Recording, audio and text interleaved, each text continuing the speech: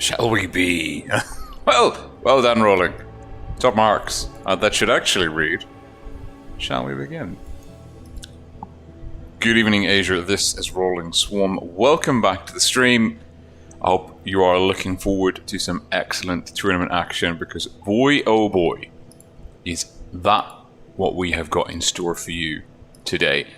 We're going to be watching NQE7, IV, and Laos go head-to-head in the lower bracket, then the upper bracket, and then the grand finals. 2 best-of-7s, followed by a best-of-9. What isn't there to like? So let's, it looks like the stream is super bueno. Here's me. The green screen is being problematic. We can step away from the world of tanks. Music. We can maybe balance out the sound. Again, as always, let me know. Let me know how we're going sound-wise. I've got some gold on Asia. And, well, we've got a half an hour before we're going to drop into the action. But I like to start early in order to make sure everything's fine and to talk a little bit as well about what we will be seeing. So first of all, I'm just going to put my gold on Asia server to good use because I can't think of anything better to do with it. And I don't really have many tanks, and wouldn't it just be lovely if we got something to play with? And I don't think we will. But you know, that is how them crates be. And this could be the PSA, the perfect PSA for not buying such boxes. Oh, we got some boosters and things. That's cool. I thought we'd have a gamble.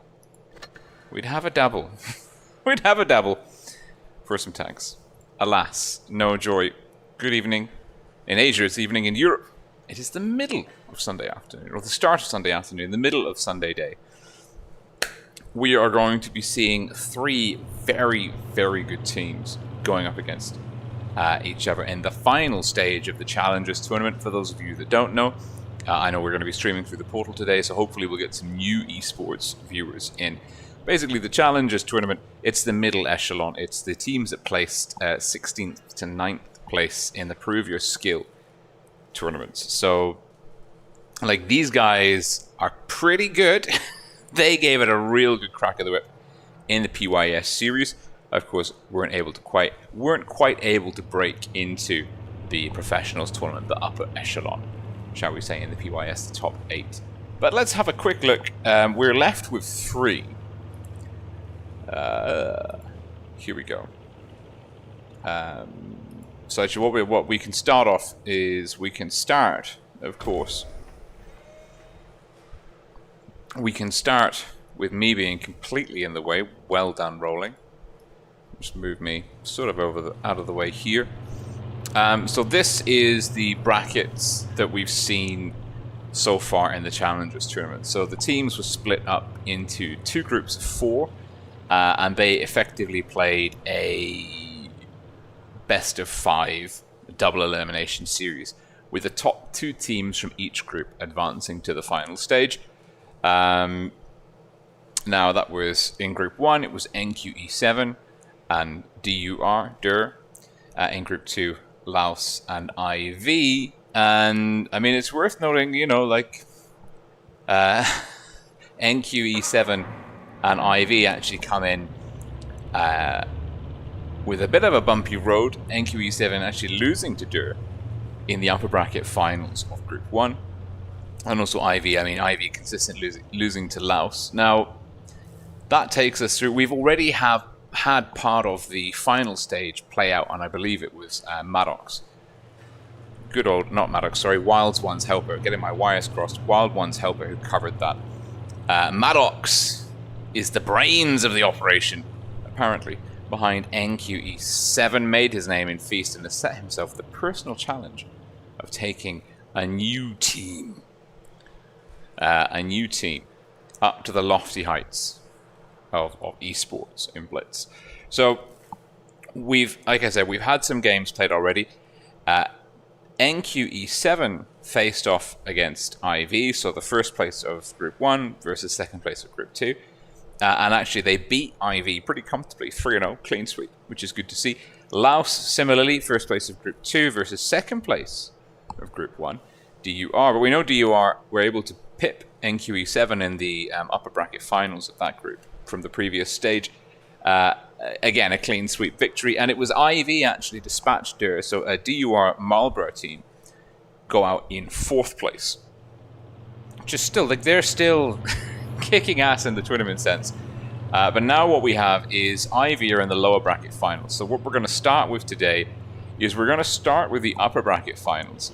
We're going to see NQE7 versus Laos. And these are the 2 strongest teams on paper, with 67 and 66% win rate as calculated using the new seeding system.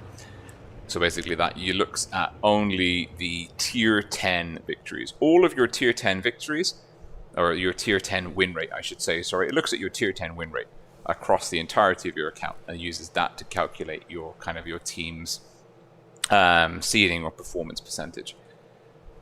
So these 2 are technically the strongest on paper. So it's not a surprise, and if you had to ask me who I would have picked to be in the final, I would have said Laos and NQE7. I mean, even from the beginning, I was thinking NQE7 are my pick to win the tournament overall. But Laos are looking really strong. They have a very consistent run so far in the Challengers tournament. So they are definitely going to be an absolute hurdle for NQE7. And then, of course, IV are the dark horse. They came from like a lower win rate, and they've made it into the top 3.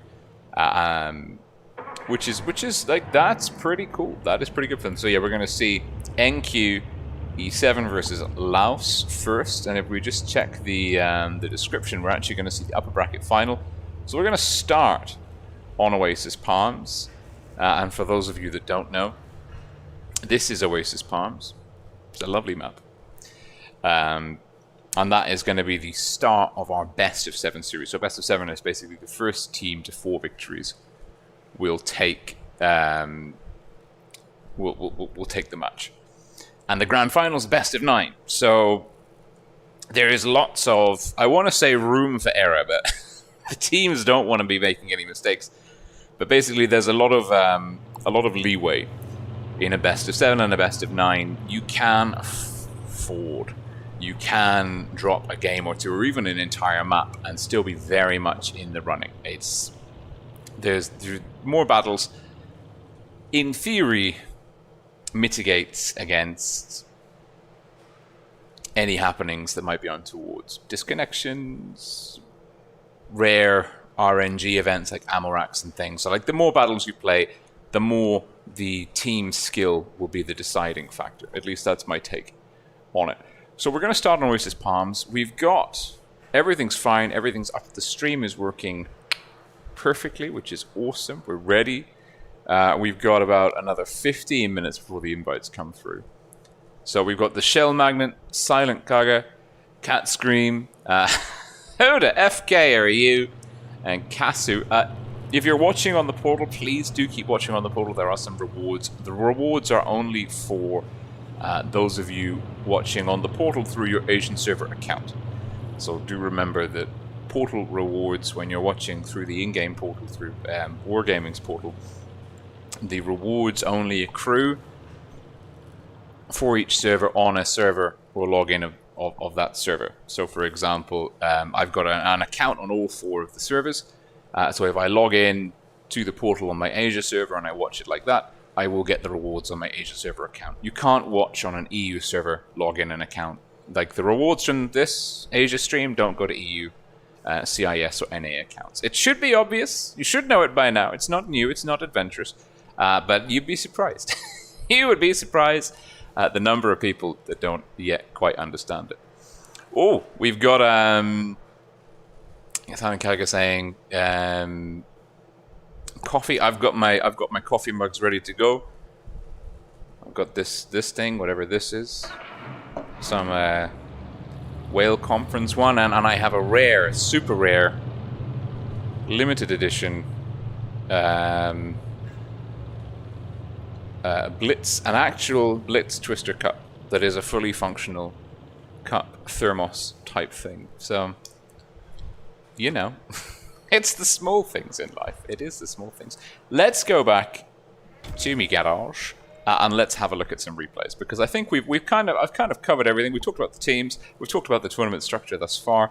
My prediction is NQE7 in first place, Laos in second place, and IV in third place. I hope I haven't jinxed anyone, but that is what I'm going for. Angry Octopus, good to see you, my friend. So that's my prediction. There is a poll up in the. So if you are watching through the portal, keep watching through the portal.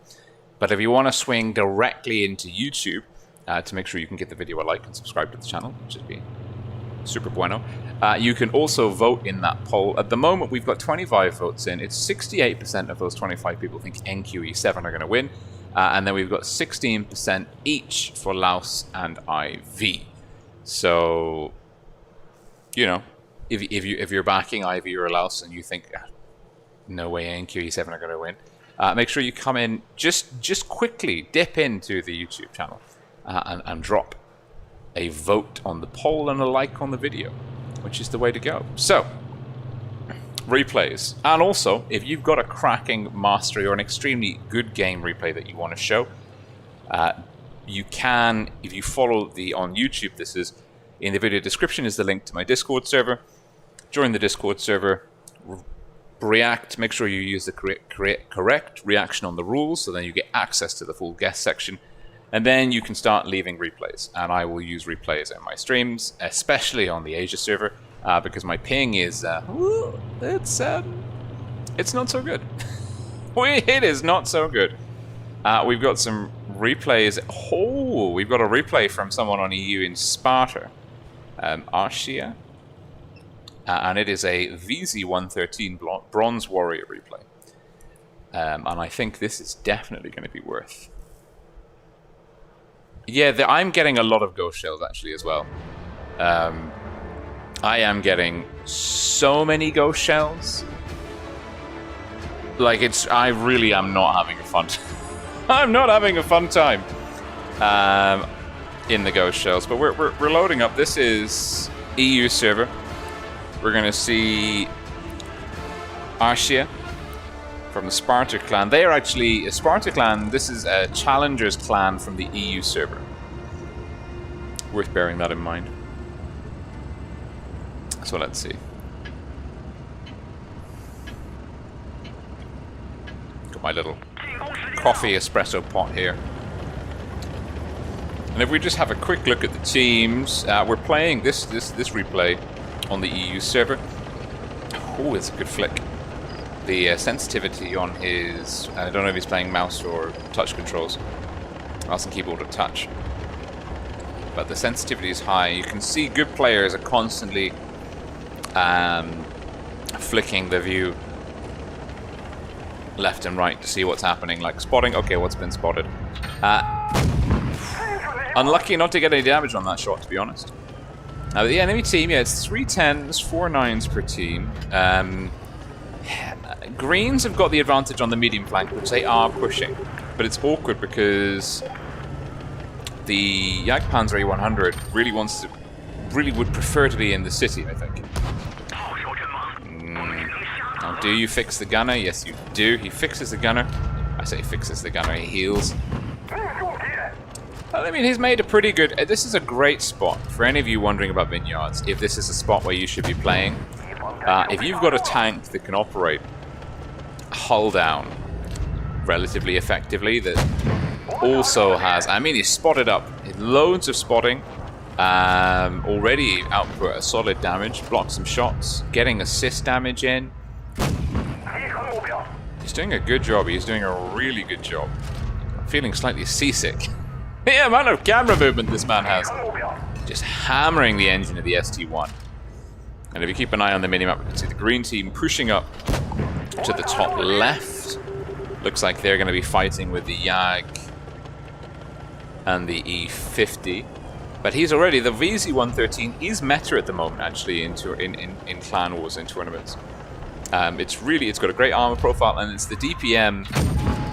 And the VZ113 used to suffer in the heavy meta because it's got quite weak traverse. It's very fast in a straight line, but its turret traverse and even the chassis traverse were significantly slower than the other heavies. And what we had recently was the nerf, particularly to the IS-4 Kranwagen FV, unlucky again, FV215B and the T110E5, and those tanks, those kind of heaviums, lovely shot, all kind of got like a bit of a turret traverse nerf. The FV215B got a bloomin' DPM nerf. It's got very little going for it now. And those kind of nerfs to that heavy, those, oh, this is bad actually. If you have a look here, he's done so much damage. But he is currently in a bad way, and the Reds could be pushing more aggressively. He's going to take a hit from the ST. He's lucky not to take a hit there. He really just came out sideways. And things are turning around. It's a 4-on-4. There was a 3-gun advantage to the Reds earlier on. He's looking for that yo. Look at this. He's just chalking up the damage. And he's got to take down that yo before it gets the drum reload in. He's doing good. Ashir is doing good, and he knows he's got the IS-7 pipped on the reload. Itchy trigger finger. Just goes straight into the wall. It's a 3-on, it's a 2-on-2. The IS-7, that buff to kind of like the front plate, front of the turret, has been pretty darn tough.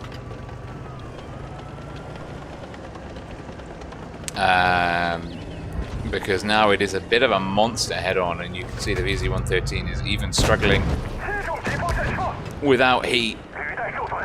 Yeah, now it means he's kind of, that DPM advantage that he's got is almost out the window. Ah, I was lucky. That shot might not necessarily have gone in, and that's the VZ-113. Great front plate. He's going to go heat again. He's sticking with the heat. I might be tempted to try and get an APCR shell in somewhere. Ho ho! Right on the tip of the bike. He's up to 6k. Now the Yag Tiger is pretty healthy. Now I might go... Yeah. See, the IS-7 side on, like you want heat in the pike, but the side is just so troll. That was a tough shot to make, actually. Oh, it's just us, our man, in a very low HP. Look at all the damage markers. Two of them are on the front, having like a little graphical glitch out. That's how you know you've been surviving a while. Green T-54E1 is calling for help. He's trying to go for the cap. No, you have to be super careful, because you're a one-shot in this situation. 300 HP, easy one-shot for the Jagdpanzer. Whereas the T-54E1 is a two-shot. Now the Jagdpanzer, also worth bearing in mind, has got horrifically high DPM. It's got a lot of weaknesses. It's not like super OP.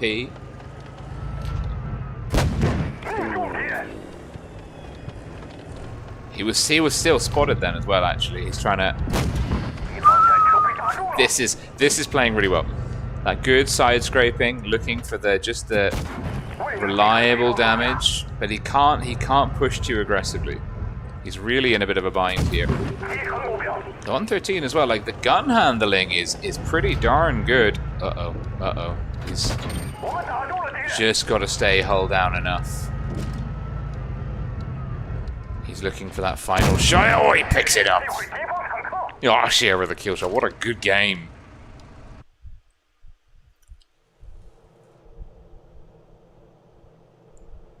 Angry Octopus, I don't know. I have not checked. I've not checked the portal. That is a huge game. An absolutely huge game on Vineyards. Keeping an eye on the time. We've got time for one more replay. But I mean, that is the very definition of a carry. Almost 2k XP. That is monstrously good. 28 shots, one miss, 3 bounces, 24 connections. I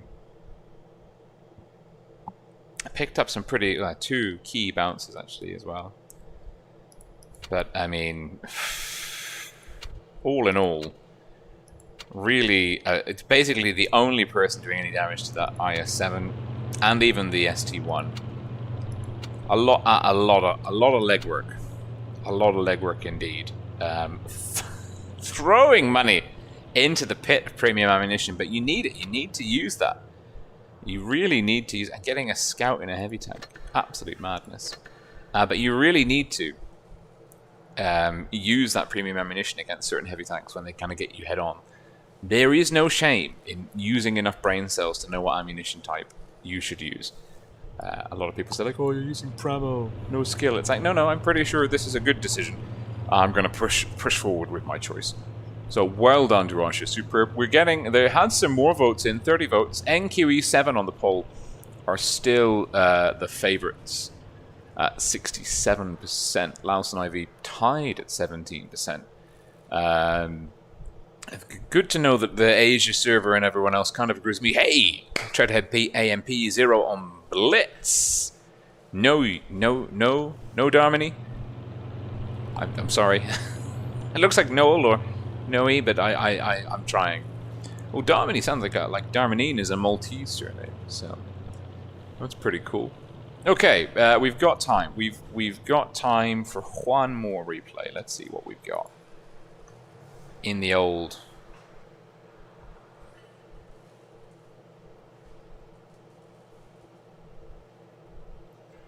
In the old box of tricks. We got a replay from Feast. It's a Vickers replay. And it looks like a good one. So we're going to jump on that, and then after this game, we're going to go straight into the tournament matches. Because those kick off at, well, basically they kick off on the hour. So they're about 9 minutes away. The invite will be out in 4 minutes. This game is 4 minutes long. Look at that. Look at that. We're making excellent choices. The same way, I might add, as F Silver is making excellent aesthetic choices on the Vickers. We're looking at a luminous pink camo with the emoji light. And the emoji light's a good one. It really is. It's really such a good addition. Horrifically overpriced, but at the same time, one of the better attachments out there. Well, my personal favorite attachment, actually. If I could put that on all of my tanks, I would. I can't afford to, but I would. And F Silver, aggressive light tank play, shooting from the hip, not quite getting the cap in. I think he could have, if he'd held off. Obviously, F Silver is a much better player than I. But if he'd held off on shooting, he could have got the cap. And now he is, wow, a super aggressive play into this 50 TP, looking for HE. And the 50 TP is probably thinking, I don't want to be here. What's happening? I won this. I got this amazing tank for getting lots of Brothers in Arms awards, and now I'm not even a minute in, and I'm almost dead. And the Vickers just pipping him round, and now looking on for the next target. T22 ammo damage. T22 not quite up there with the T110E5 when it comes to spontaneously exploding ammo racks, and F Silver really doesn't go for the sniper zoom. He's just firing from the hip every time. And I don't know if that's a very good thing or a very bad thing. The Vickers is quite happy to take some shots. Oh, wow. This is really, look at that. He was keeping the damage pressure up on the T22 whilst pipping the FV183. Run! Oh my god. He made it. Whilst getting round, and then the FV183 just looked back, low roll on the 4202, and he's just gonna, like, he's not even, this is madness. F Silver's, I don't think he's used the sniper mode once. Does he have sniper mode? F Silver really relying on 502 not found in the FV4202 to come up trumps. I can't believe he hasn't taken any damage yet. I can't believe he's penned and hit so many shots as he has. We've damaged them.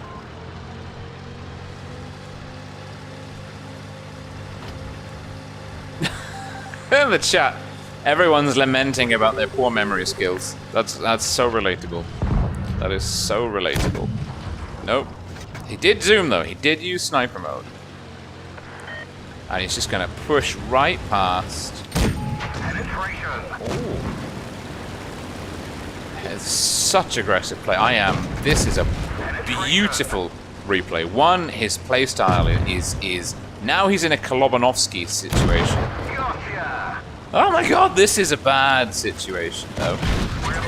Lucky duck. Enemy armor is hit. And there's an ML behind. This is technically... Enemy armor is You damaged. should be dead. And now he's going to use the 268 as a bloomin' shield. And he's going to beat the Kranwagen. That's a turret traverse as we talked about. Drops the adrenaline. Oh my god! Vehicle destroyed. I don't understand. Armor is damaged. I don't understand how he's doing this. Enemy armor is hit.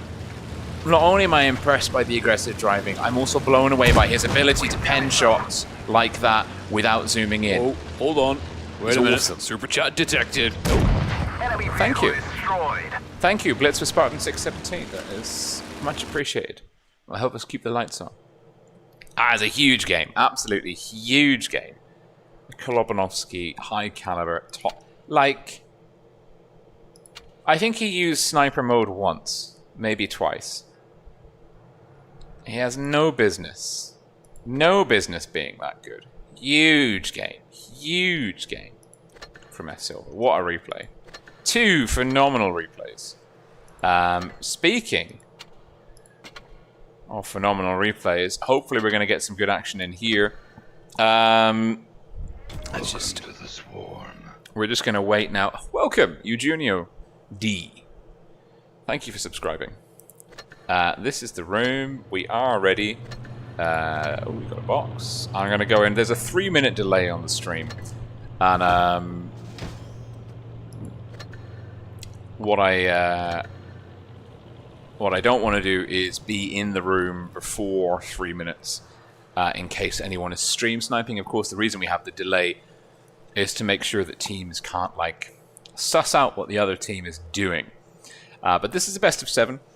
These 2 teams are probably the favourites to go into the final, so the loser of this match will go down into the... This is the upper brackets final. The loser of this will go into the lower brackets final. We'll play another best of 7 versus IV. So now we're in. This is Oasis Palms, and I think, if memory serves correctly, yes, memory does serve correctly, we can bring out the mini-map here. Laos versus NQE7. Laos Kaika Sengen. I've clearly pronounced that wrong. We gave it our best shot. I will take correct pronunciations via DMs or in the YouTube chat. NQE7 Downfall is a bit easier for me to handle. Looks like Laos are going quadruple yo E100 IS7. Maybe changing a yo for a Vickers. I think taking a light tank or a medium tank on this map is going to be quite important. Certainly, let's see. Certainly, like, teams will need to get control, even if it's just spotting. Like, teams really need to get light tanks or medium tanks into this sort of area here. But what we are seeing quite a lot of, to be fair, and what I am really expecting, is to see more of a sort of yo game around here. Now the E100, the red E100, I am anticipating to go here. I don't really understand. Sorry, not the red E100, the red mouse. This is the only viable spot for the mouse tank that NQE7 are bringing. Laos have got a very sort of robust and solid lineup. And if we have a look, NQE7, we're going to see some Vickers on Vickers spotting action. The question is whether it's just going to be only the Vickers going out to sea, or if teams are going to focus more aggressively on the sea area. But definitely this is where we expect the Vickers to be dueling with some support. NQE7 bringing double 50Bs, IS7 yo, IS4. NQE7 are going to be more mobile. They're going to have... Teams are going to have similar levels of burst DPM. It's kind of similar, the lineups, if you consider the 50Bs are like yos. the IS-4, IS-7, IS-7, IS-7. The lineups are pretty similar, but the 50Bs are more mobile, if slightly less durable than the Yos. It's going to be very interesting to see how this one plays out. It's the start. Best of luck to both teams. There can only be one victor, but there are going to be so many battles on the way to determining that. Onwards we go.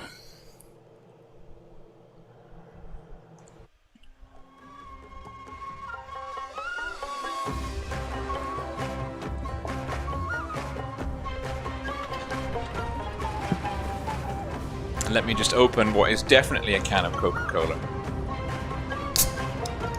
Absolutely 100% a can of some kind of carbonated soda beverage.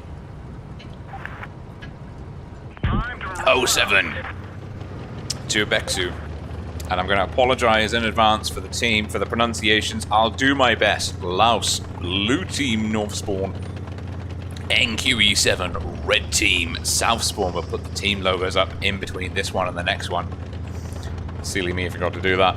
NQE7 sending their mouse, or they're playing from the other spawn, but it's going exactly, Asriel going exactly where I would anticipate the mouse to go on this map. E100 going wide. We're seeing Laos playing aggressively with the IS-7s. It's Manula and Liski trying to get the quick cap on A, but I think it's going to be cap lead as Moneyger gets off C. Lancelot spotting aggressively. Hit points neck and neck. Both teams with some tanks bleeding. The IS-7, Asriel getting tagged. You know what? The pumpkin attachment, I kind of like it and I kind of don't. It's kind of immersion breaking, I'm not going to lie. Outside of Halloween season. Although it's now October, so there you go. Nice move here. IS-7 rotating. It's Rome the Sussy... Rome the Sussy Backer. One has an excellent name. Two is spotted up Johnny Sins. And we'll respot him. But NQE7 have got a really good control. 50Bs will be sniping from the backfield. Johnny Sins is going to be hiding under their guns. Rome the Sussy Backer now needs to get out. Gets tracked. He's so lucky. I mean, he really almost deserves less hit points than he currently has. A bit of dodgy driving there, but some poor aiming from NQE7. Although to be fair, that was long range. The tension will be up. This is the path to the grand finals. Rome the Sussy Backer making a great rotation now. Laos, 4 heavies on the left. They have to make a move. They are on a slight, ever so tiny cap deficit. The issue is, of course, the C cap is almost unassailable. B is going to be where, like Blues, Laos team, they either need to take a gun, an NQE7 gun off the field to bring the cap score up into their advantage, or they need to cap B. I don't think cap stop is going to be viable for either team unless we have a lot of guns going down and the field becoming thinner and the relative DPM getting much lower. Lancelot spotting. NQE7 are in the difficult position of, do you wait for Laos to do something or do you try and push the advantage yourself? And that is Lancelot tagging Rome the Sussy Backer once again. And he is pulling back, getting safe. The lovely little sand graphics looking really good. They're really nice. Really nice touches to the game. Overall, Giga in the Yo. Well, Asriel's moved down to the ramp, and you can see the 2 heavies, Johnny Sins and the IS-4 Asriel, are going to be kind of using the 50Bs behind them as a kind of a DPM shield, cover fire, if you will. And Asriel is going to be keeping eyes on B. Johnny Sins spreading out the line of fire. And if we have a look in the backfield, no Kitsune and Sweaty Shaft, really? Well, they've got matching camo, so I approved. But Sweaty and Kitsune, as we're now going to lovingly refer to them as, are just really well insulated. It's going to be very tough for Laos to spot them, and Laos know that. Laos know there's like a DPM farm for NQE7 in the backfield. Lancelot spotting wide left. Lancelot can, theoretically, as the cap points and the tick up and the timer ticks down, the Lancelot in the Vickers could make a play for a cap stop on A if needed. Hit points like 500 in the favor of NQ7. That cap pressure is just so marginal. And Laos now have to stack, and I think that's what Laos is now doing. They're going to be looking to get a kill flip. They're slowly rotating round, and you can see them making the advance. Exo Athena has made the call, and they're going to drop on Johnny Sins. Johnny Sins is in so much trouble here. And what we're going to need to see from NQE7 is some kind of counter-rotation. Exo Athena, 451. Liski doesn't connect. Johnny Sins pulling back. Does he have support? I don't think he does. I don't think it's going to be worth Muniger or anyone else going in. I think Johnny Sins is the cap kill flip. B's going. Johnny Sins is down. Big cap lead for Laos. Muniger has to survive. A has got to get counter cap. Lancelot is into A. Asriel is on B. But Lancelot, big move here. Lancelot is going to be looking to shut down. He's got seconds. He has to land this shot. He absolutely has. He does, and it flips the cap lead for NQE7. Huge play by Lancelot. Great read. Going for the kill rather than A. Now NQE7 have to hold on, and they do. Muniger down to just a slither of HP. And poor Johnny Sins was the sacrificial lamb. NQE7, though, taking the initiative, going for B and A cap control. Whew. Right, let's try and get these logos in.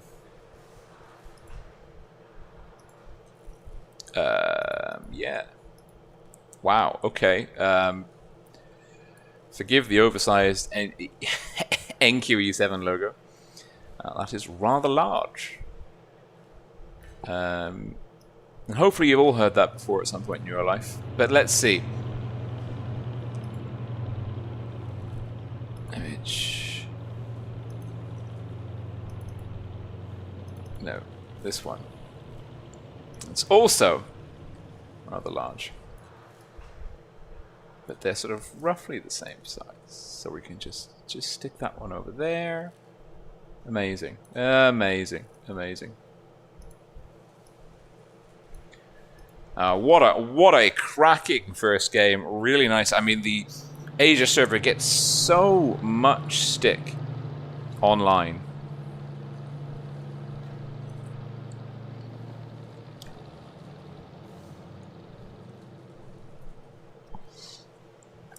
As they get so much stick, particularly on Discord, for kind of lagging behind EU, CIS, and NA a little bit. But what we're seeing here in the Challengers tournament, no less, this isn't even the top 8, is some really good coordinated gameplay from both teams so far. This is super bueno. I am a huge fan. We're going back in. We're going to go into Oasis Palms once more. They're going to flip the spawns, and we're going to be seeing NQE7 now and Laos go at it again. NQE7 lead. Oh no.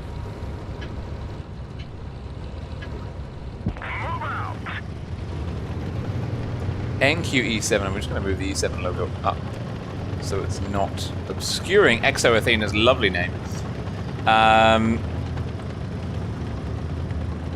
Laos, blue team south spawn, NQE7, red team north spawn, NQE7 leading Laos 1-0 in this best of 7 series.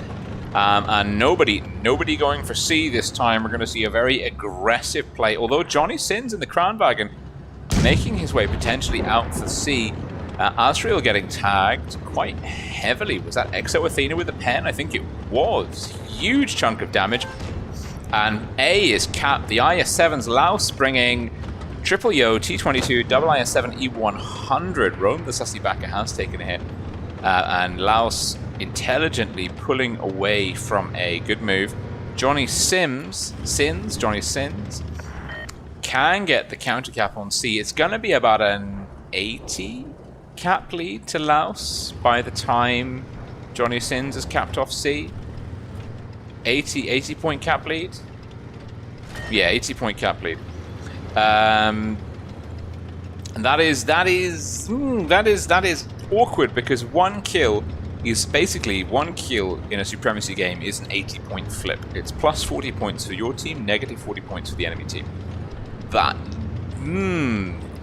It means 1 kill may not be enough for NQE7. They were just a little bit slow on the trigger. That's not great for them.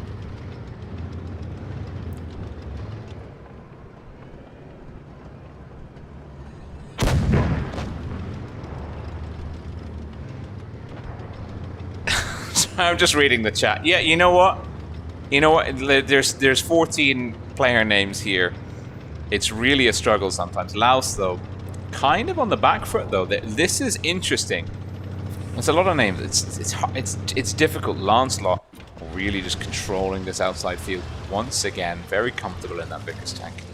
NQE7 again. Heavy tanks on the ramp, but we've got 2 Yos outright. And NQE7 this time. No, now that they have the cap deficit, no camping on C. Oh, huge hit!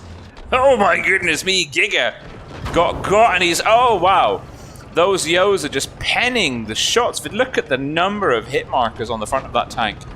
Giga massively overextending, that's a huge blow to NQE7. They really did not want to be bleeding that much HP. They got a lot of work to do. Laos digging in on A.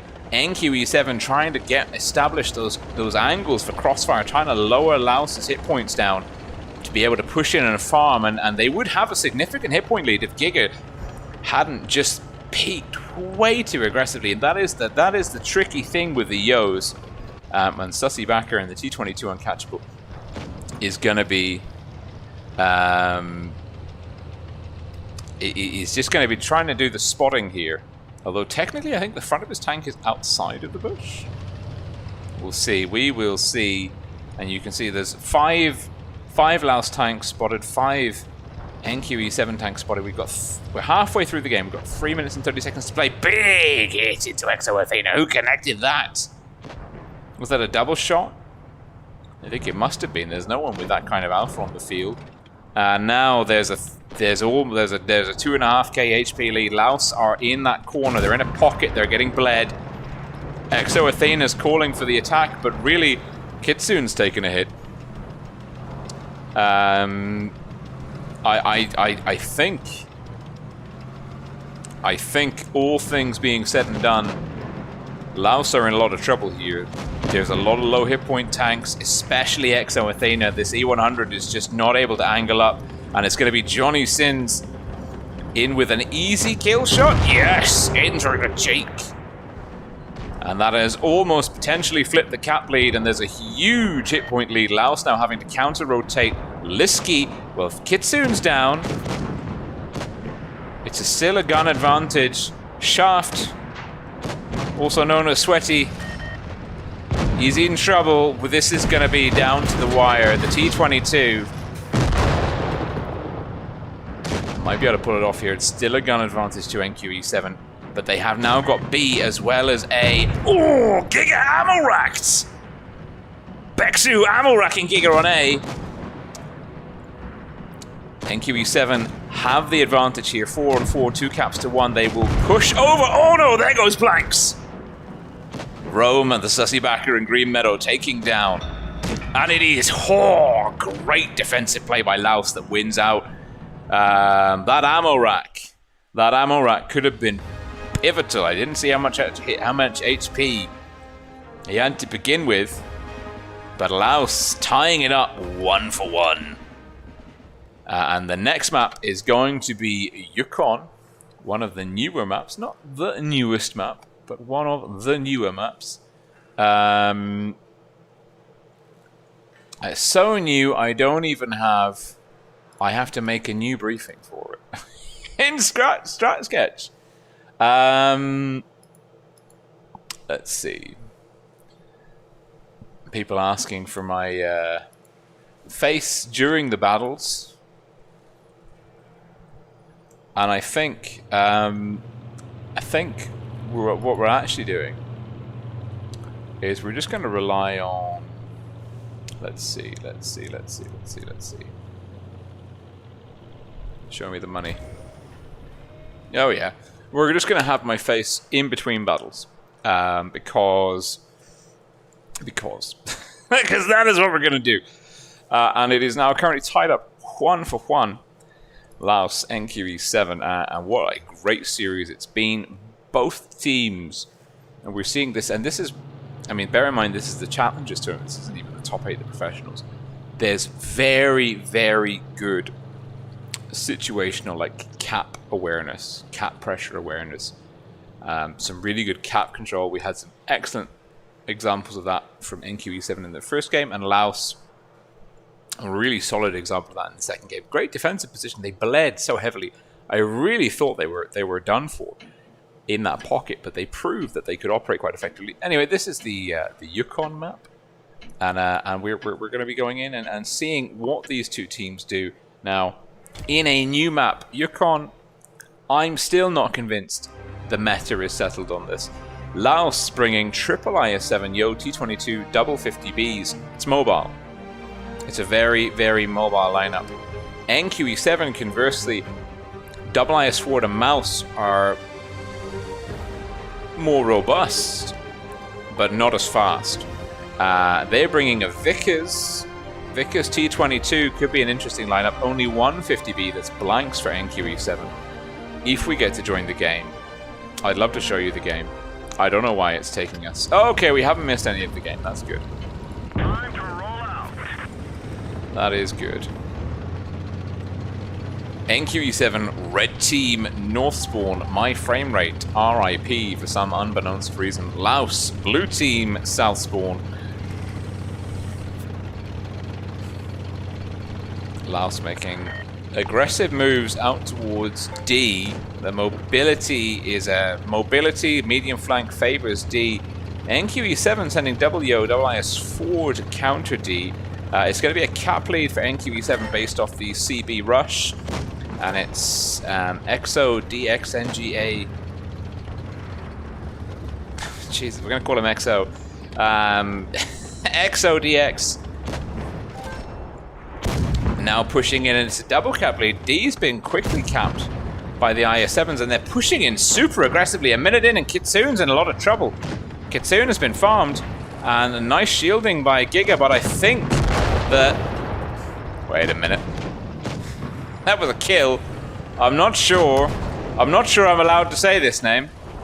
I don't think I should be allowed to say it. The Laotian?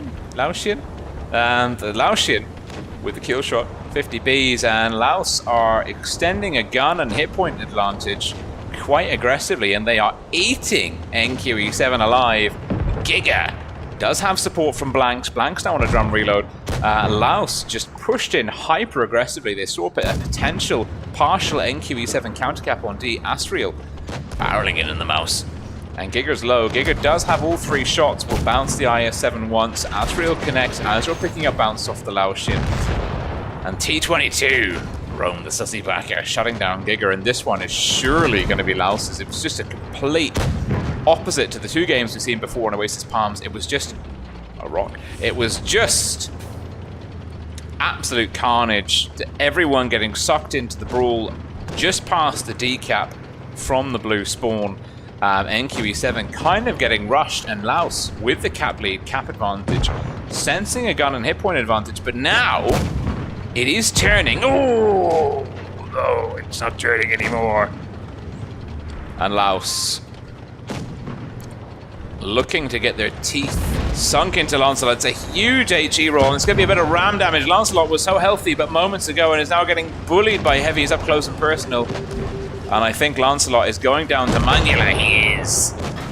And it's going to be Blanks. Blanks on a drum reload. Blanks does manage to take down the Laotian, but Manula will be looking for another kill. I think he's got this one with an HE roll. Oh, 567 is low, and Liski misses. Asriel and the mouse is down. Blanks cannot possibly win this versus 3. Just does not have the hit points. Does not have the DPM. Oh, Manula finishing what he started. And Laos aggressively. 0 on Blitz, confirming they didn't have much HP to start with on the last game. But yeah, Laos, I mean, it was a great read. It was a really great read. Let's see. Basically, what Laos did as the green team,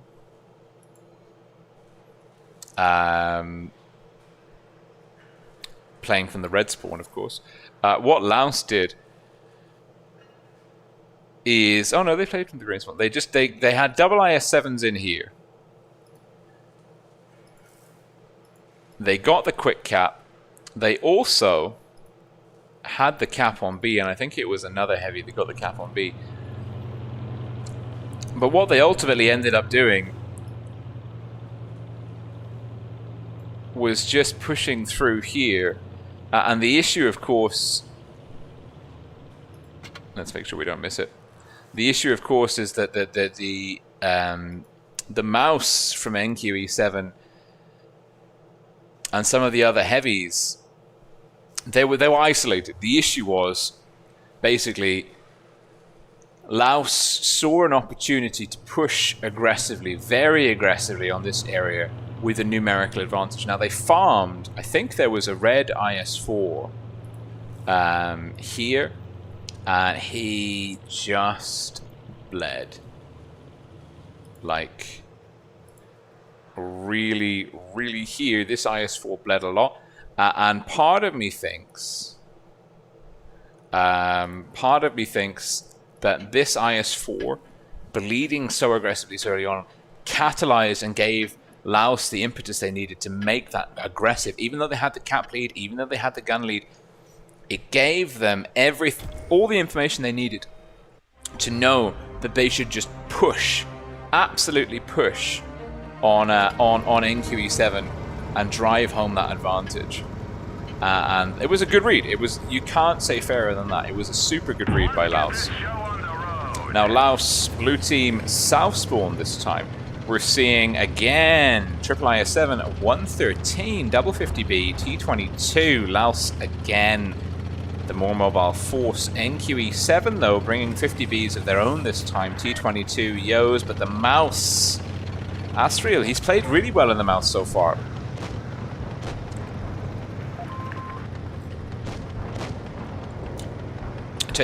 He's done really well in the mouse, and Laos are bleeding a lot. Where are they bleeding? They're bleeding on the crossing. There's been some great lines of fire established, and Lancelot's capped off B. Lancelot in the T22 is going to go for maybe a counter cap on C. Liski and Laos trying to do it again, but it's not working. Laos, now they're in trouble. Look at this beautiful chunk of ram damage. Shaft is down in the 50B, and I said it wasn't working, and I may have spoken too soon because the two 50Bs have been eviscerated. Laos getting their teeth sunk in with a gun advantage. Hit points neck and neck. Laos have to convert this. Laotian and Beksu coming in both on the drum reload. Oh, it's a lovely fire roll. Looking for Giga. Giga takes down Liski, and Laotian will be shutting down Giga. Easy kill. It's a 4-on-6. Laos having to work here, and maybe Lancelot on the T22 being out of the fight. Controversial, but I do believe it's going to be a kill shot for XO. It is. It's a 3-on-6. Oh, it's a 5-on-6. But the hit points are neck and neck, but a lot of those hit points are tied up in two tanks. Astriel is not long for this world, and Beksu swiftly removes him from it. Lancelot and Johnny Sins, 2 versus 4. The DPM's not in their favor. Lancelot needs to take down Beksu, not pushing it aggressive enough. Rome the Sasibaka now pushing on Lancelot. It's also a 2-to-1 cap, and Laos just ignoring the IS-4, going in to remove that mobile, high DPM element of Lancelot in the T22. Lancelot just can't get the angles, trying to not take a hit from the Laotian. Manila. Stradalade saying Manila. Oh, like the Philippines. Oh, wow, Laos. Laos, dominant. Absolutely dominant on Yukon.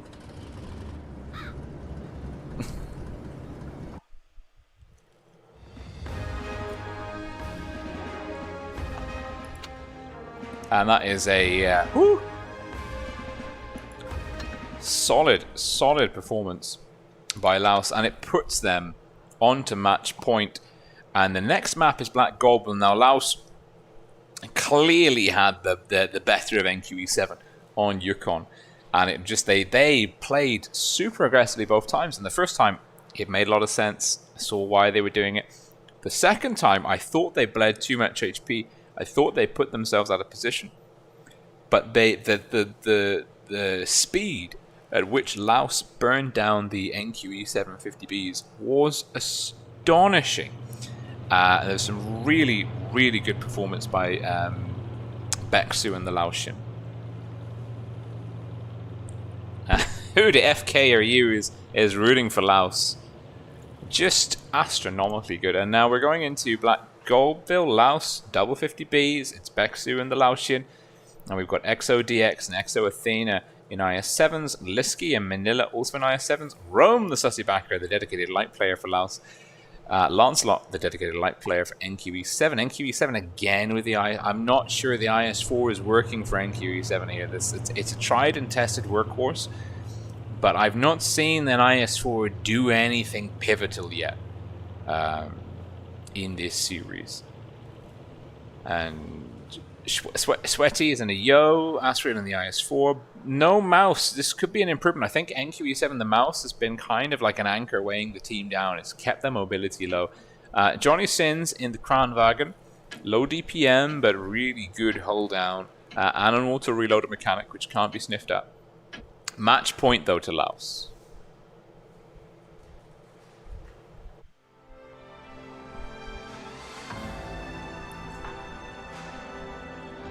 Laos. Blue team north spawn, NQE7, red team south spawn. Laos looking to go get some, looking to go straight through to the finals. This is match points for these lads in blue. NQE7 sending a very interesting Lancelot Vickers play into C. And he's gonna spot up some people and looking for shots rather than field position. I'm not so sure that's great. I think giving Laos, oh, they found the shaft, and Sweaty having to pull back here, and even NQE7 in general just completely outrushed.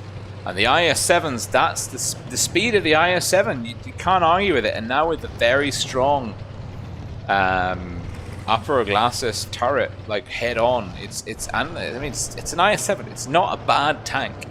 Rome, the Sussy backer, rotating around now. NQE7 with no cap control on A, even very little map awareness.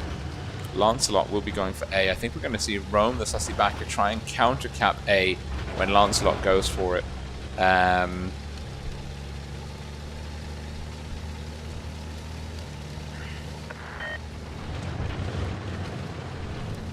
Blanks on A, and Stien not a fan of Laos's gameplay, saying that it's blind aggression. I don't know. It's working for them.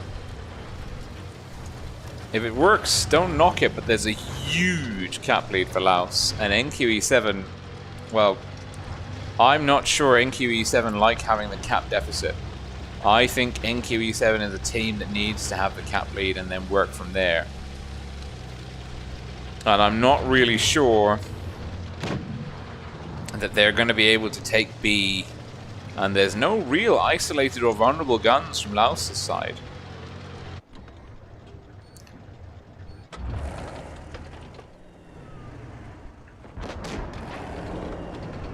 Big hit. Rome, the Sussy backer, getting tagged.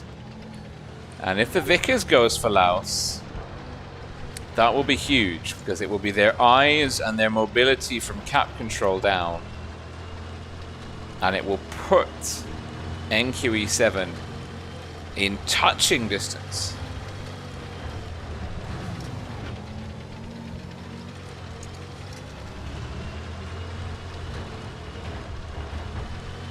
Or flipping this game on its head, because right now Laos are very dominant.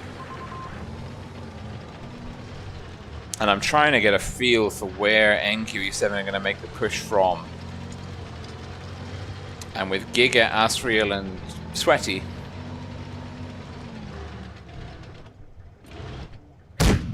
making the play here. And maybe if they can get Exo Athena and B, and it's Kitsune in for B. And Exo Athena is going to make the counterplay. And Exo Athena is going to bleed for this, but there is cover fire. And Liski, B's being capped. Capped well and effectively. Big hit point lead for NQE7. That's not worth. That is not worth nothing. That is an important thing to Kitsune, the IS-4, down the hill, has been lit up. But there's lots. Oh man, this is Kitsune is down, but look at the number of low HP tanks. NQE7 are not coalesced. Blanks will be coming in. Blanks just has to go in. I'm willing Blanks to go in and go for the low hit point targets. Hit cap points. Pushing up ever so slowly. Can NQE7 push back here? B's getting counter capped. Sweaty going for XO. The Laosian's down. It's a 5-on-4. Is B going to get counter capped? B is not counter capped. NQE7 have flipped this. They just farmed Laos effectively enough. And now Sweaty looking for his next prey. Laos have to find a kill if they want to stay in the game. Ooh, it's a nice track roll with fire. Blanks is down. Does Sweaty have this? He does! That's surely a game-winning shot. Rome, the sussy backer, somehow holding on with such little HP. And I think he knows that he can't really get away and... NQE7 really... I mean, it was a close game. It was balanced on a knife edge, but they just farmed. And the Crown Wagon putting out a lot of damage for such a low DPM tank. It just, Johnny Sins really making that tank into a DPM powerhouse for NQE7. Kitsune did an important role capping off B. And that basically forced Laos's hand. And that's an important consideration because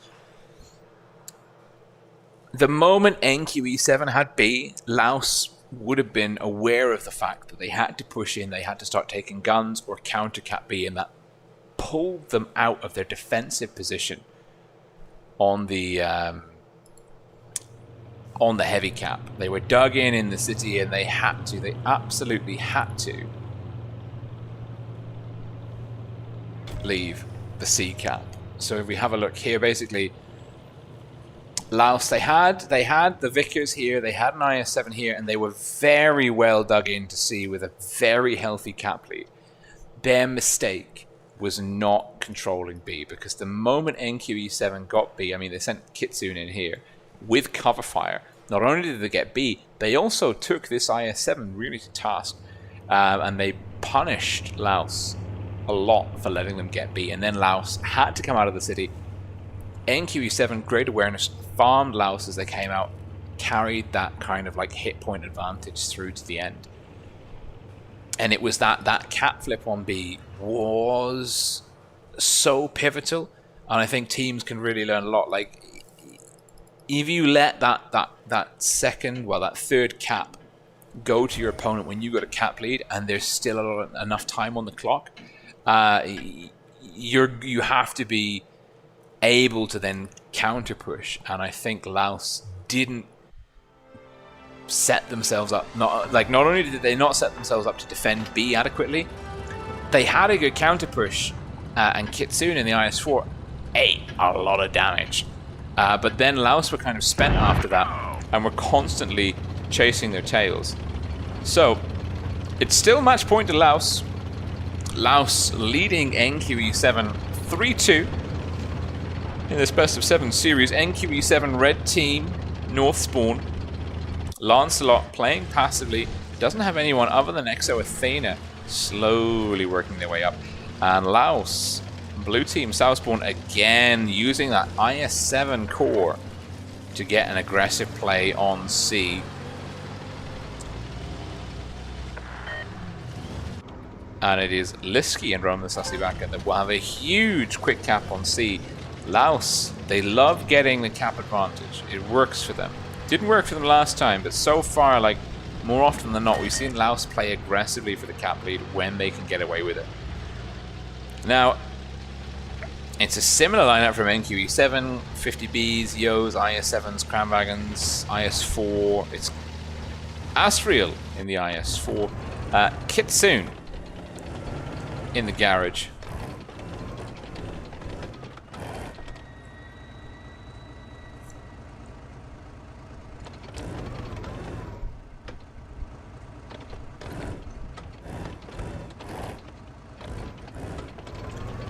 So Kitsune, well, is on the benches, maybe spectating. Oh, Lancelot! Good morning. Lancelot discovering, and Exo Athena's in a lovely spot. Exo Athena spotting out, and you've got the Laotian, Bexu, and Manila behind him.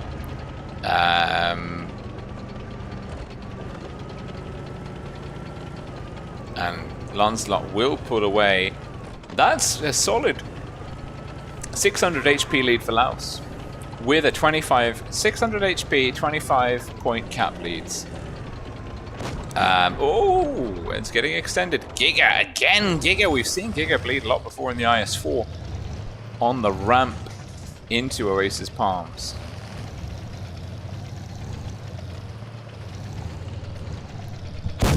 So let's see how this one goes.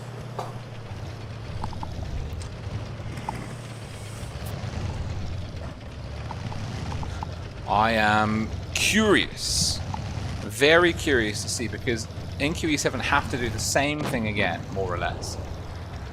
But they're in a disadvantaged hit point situation, which is not what you want realistically.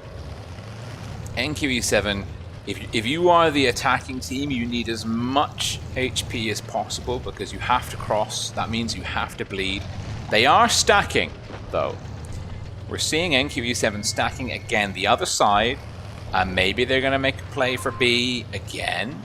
And you can see Asriel can go into B, Maniger can get cross shots into Liski or Manila if they look to counter cap Asriel, and Sweaty and Johnny Sins burst EM will be looking to hit XODX. Giga is in trouble. Lancelot spotted, just testing the waters. Wondering where Blanks in the 50B is kind of a free agent at the moment. Asriel and Liski trading shots. And I'm hearing some boosters getting dropped. And now look at the time. Now, because the cap lead is smaller, NQE7 can wait longer before they make their move. And the advantage in waiting longer is if your move is successful, your opponent has less time to react and deal with the cap point flip. And Asriel is thinking about it. He's thinking about it. He's thought about it. He's committed. He's going in. Asriel making the play. Liski with a track shot. Liski getting hit. Sweaty looking maybe for a counter cap on C simultaneously. Ooh, getting hit by the sussy backer. HE roll. I think Laos are going to be able to defend this one. Laos are with a good HP lead. They've got that cover. They're controlling B this time. The Laosian is there, really just hammering Asriel. They want to take him off the field. They do! And Laos will be taking this game, surely. Surely this is Laos's game. They're close. Sweaty's in trouble. Manila. Oh, Manila! Locks in the kill, and Laos now with a solid 2-gun advantage. They're also capping off B. That's Exo Athena. Lancelot's not saying no, though. Oh, he gets hit. Oh, he's getting chased away. Lancelot. Oh, XODX is down. Lancelot is down. It's a 4-on-4. NQE7 are not dead yet. But unless they can remove someone, they are out. There's 20 cap points to go. Manila misses a shot on Johnny Sins. Will not miss this next one. And that is GG Laos. And they pip NQE7 4-2 in the upper bracket finals. That means what we're going to see is NQE7 versus IV in the lower bracket finals. Oh my goodness me. Oh my goodness me. That was a series. That was a series. Actually, what we can do is we can turn off logo 3, and we can add in. Whoa, hold on. Wait a minute. Super chat detected. Blitz was Spartan 617. Go my QT Walkman, do it for the toolbox. I don't know what that means. I'm sure it's an in-joke. But we do like it. Okay, let's add in logo 2. Yes, big shout out to Spartan 617. Very, very kind and generous. Oh my god, who made that logo so large? Not I. At least not intentionally. It's got to have the kind of like, they got to be the same sort of size, right? You know. So that can go up there. My face can come back into the world. Hello, I missed you. That was a cracking series. What I want to do now is make sure that I am fully aware when the next one starts.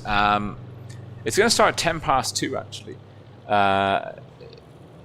So that is in half an hour's time. I need to take a quick bio break. So we're going to go for replays. So let's see. Huge game by Laos. Laos really a superb performance. Absolutely superb performance. But NQE7 have shown that they've got the ability and now. Oh, welcome. Tuyin. That's Yes, please do subscribe to the channel. If we can pass 6,000 subs before the end of the autumn season, that would be so cool. That would be really good.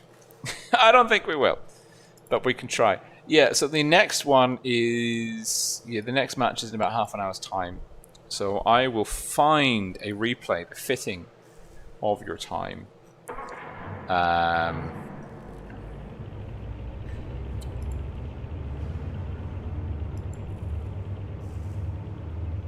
There's some really good replays out here. Oh! Wait, have I shown that one already? I get the feeling that I have.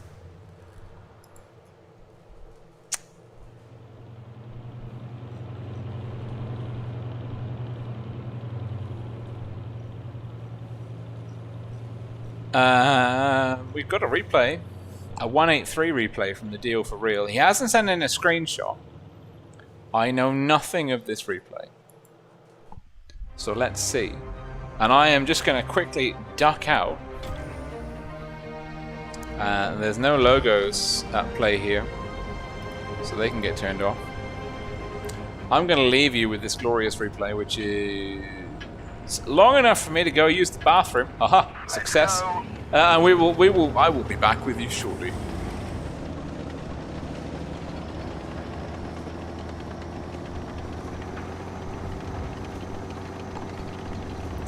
And just to reiterate, this is the Deal for Real from Ponda. Top 8 NA clan, no less. He is in an FB 215B183 with a hammer camo because he is a man of class and style. It's a 4-10-3-9 game. And he's playing a very interesting position, and he's basically waiting for the 30B. And I'll leave you with that piece of information. While I go and, on a bio break.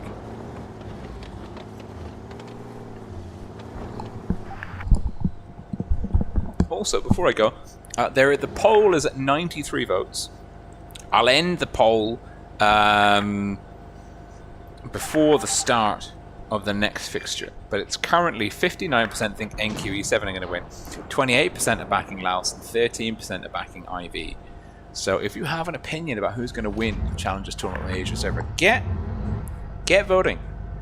Make your votes be known.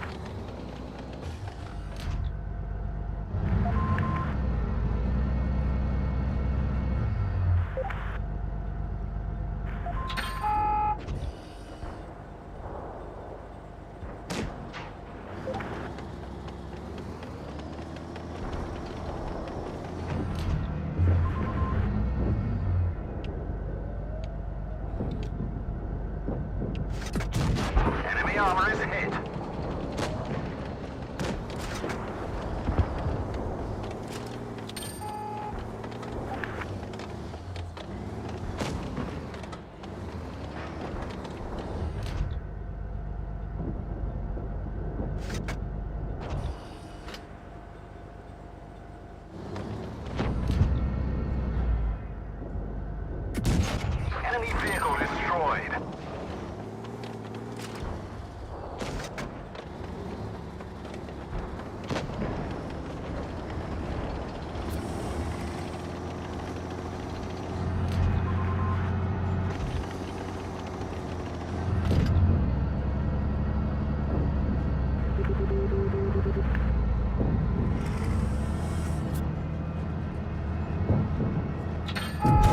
Gotcha!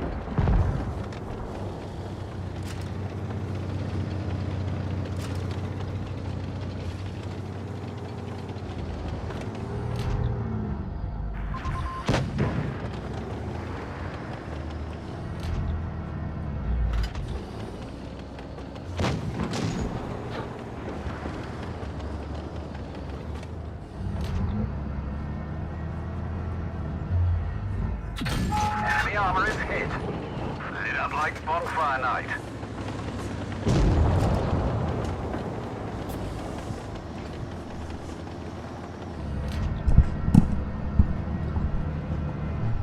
And I am back.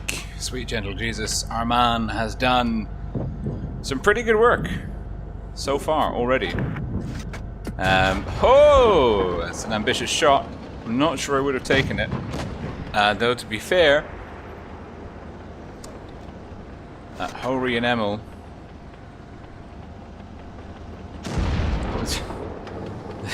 it's a very, very spicy chat.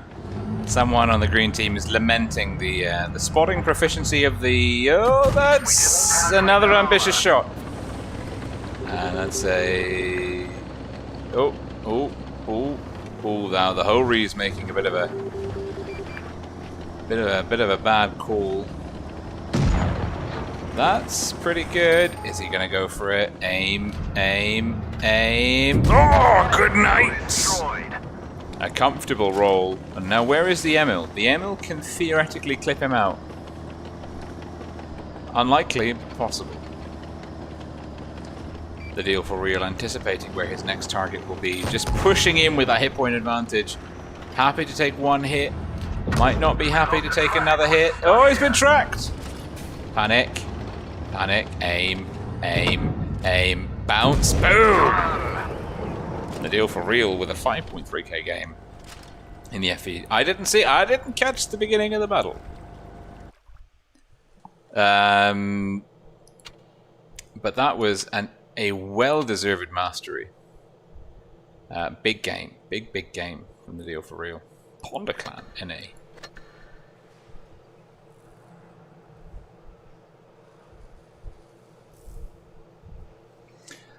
Vidar asks a question. He says, Vidar says, I'm a bit confused. RN actually, right now actually.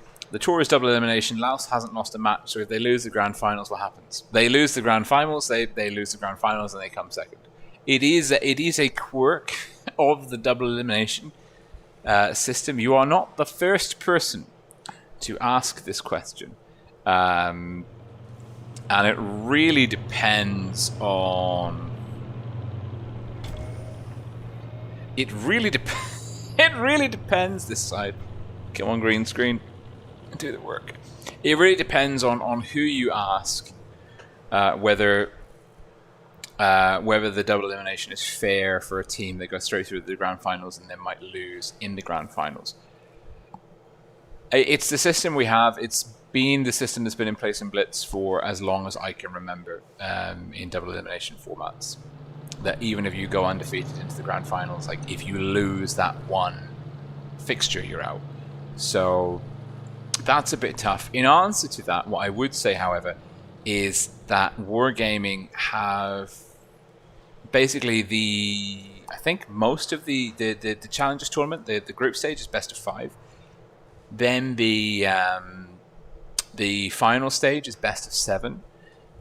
And then the grand finals are best of 9. So it's kind of addressed in the number of matches the teams will have in each particular bracket or fixture. So the fact that the grand finals is a best of 9 And then you can argue like in terms of okay, double elimination is like a binary, like a 1-0. Did you win or lose the match?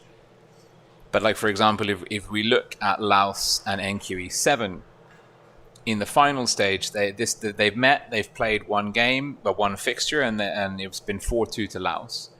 So then in the final stage, if it's NQE7 versus Laos again, then you could add up the matches like that, and maybe the winner would have less overall wins. Maybe if NQE7 win against Laos in the grand finals, they might have less overall individual battle wins versus Laos. And you'd be like, is that fair? It's a tricky thing. It's a difficult question to answer.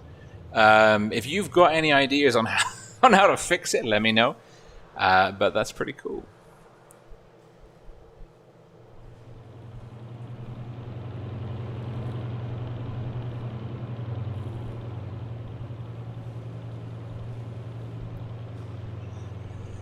Thank you, Chain Gale, as a fan of the work. Okay, let's see. Do we have any more replays? I don't know. Someone asked about a 115 replay. And I don't know if we have a replay or if it's still valid, bearing in mind like updates really really throw a spanner in the works.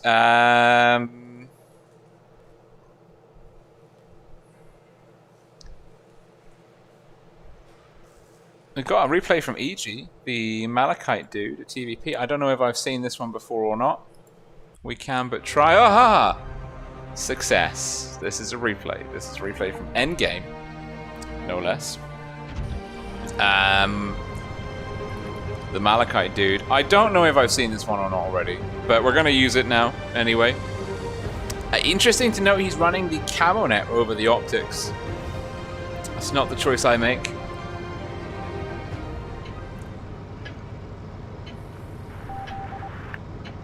No, there's not a if for example Laos lose, they're in the grand finals, they've lost. There's not like a subsequent stage after the grand finals. It's like a winner takes all, best of 9 basically. Nice aggressive play on the B cap, spotting up the Progetto 65. It's 2 mediums on 1 medium. Now the other medium is an STB1, which has gone out towards C. The rest of the team is kind of behind the Malachite dude. They haven't really left spawn, they're crossing towards A. I'm not a fan of going to the A cap from the north spawn, because you really have to cross in the open. Same as going for the C cap from south spawn. It's just it just doesn't feel intelligent to me. Oh, that's a nice shot. I'm not sure who deserved to make that shot, but pushing aggressively. Where's the 268? Don't know, don't care. And looking for some just the TVP, that burst damage, that little farming damage potential. Snapshots. I mean, this is an endgame player after all, so you have to bear that in mind. Red team pushing aggressively through A. C hasn't been capped. The STB is just barreled through. Malachite's been spotted again. Looking for cross shots into the ammo. Looking for them. We'll just find the Foch instead. And again. Having a field day here. We'll get the counter gap on B. It's a nice move. There's some good gunplay here. Just going to wait for him to pull forwards a little bit. Oh, is he going to get the kill? No, he's not going to get the kill. Is he going to get the kill now? Yes, he is going to get the kill. Good. Nice. Mr. VK7201K. Ooh. Superb. Jeff asks, what do I think about EU claiming Asia Comp is a bit like random battles? I mean, at the moment, I am currently in the Jones clan. I rotate through, on the EU server, I rotate through different comp clans. I spent time with Imor. I think I've been definitely with Imor. Definitely spent time with Endgame, with BPS. Have yet to go into Loca. I'm not sure I've been in Vale. Raid probably wouldn't have me. Vale, no, but so I'm currently in Jones. I haven't seen exactly if they've said anything. I know there's a general trend of comp players from EU and NA kind of trash talking the NA server a little bit. And typically, like, I mean, if you were to go back a few years, while it's not terribly sporting, I would be inclined to agree that the Asian server has always been a bit behind the other servers. But I think that's an artifact of just having a smaller server size. Nice little ammo change. Oh my god, there's a 268! Didn't see that! He's reloading. It's a 4-on-2 though. It's a comfortable win for the TVP. Very comfortable win. He's done a lot of good work. A lot of spawning damage. Now just looking for the Foch. Conway will take some of his damage. No, Conway's missed. Enemy armor is damaged. Conway does get that final bit of damage. Now, do we get the kill here? I don't think we do. I don't think there's a universe in which we get the you get a shot though. So yeah, I think it's unfair for different servers to kind of slate other servers, because objectively, the CIS server region could just slate everyone in terms of compatibility. Although track record is currently, if we look at Twister, I think it's like 50-50.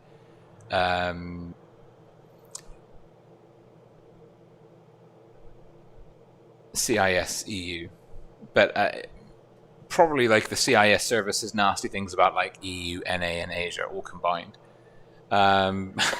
So you know, there's that. I don't think it's great. I would encourage comp players from any server to not. I mean, like by all means. Wait a minute, this is an official stream. I think a level of friendly banter between clans within servers is good and fun.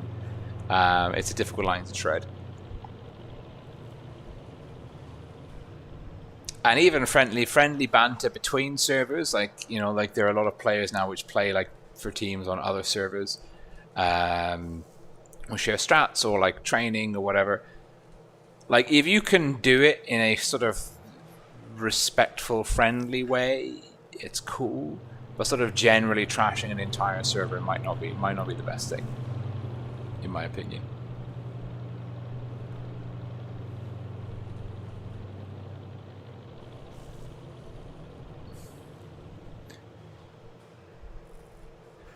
Oh, Jeff, I'm gonna have to delete that message. I'm gonna have to delete that message, I'm afraid. Keep it PC in the chat. Please keep it PC in the chat. No, I don't know. It's a tough one. I think I also lean heavily into the camp of if someone says something that you don't like,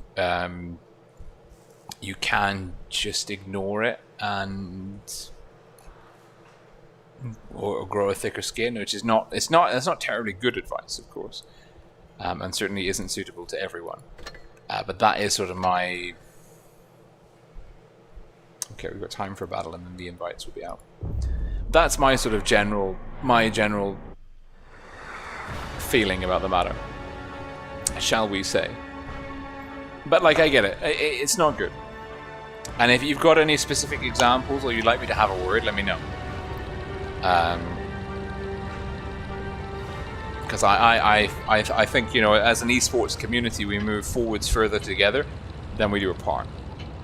Which is super cheesy, but I do genuinely believe that. Okay, here's me on 200 ping. Low tier. Don't follow me just because I'm in the Feast clan on Asia server.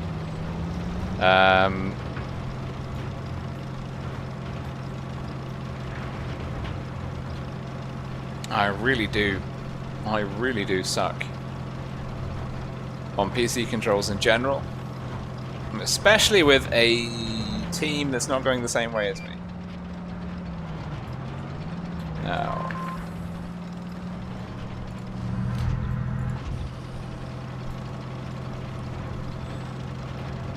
T57 is bold, very bold.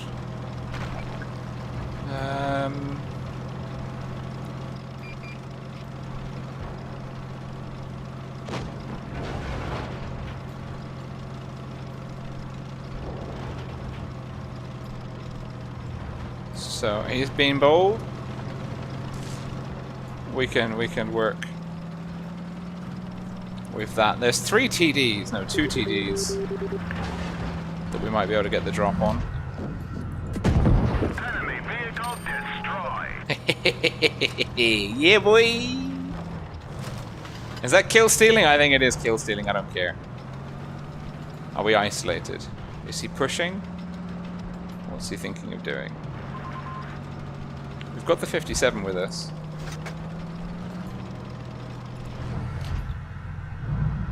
The enemy is pushed.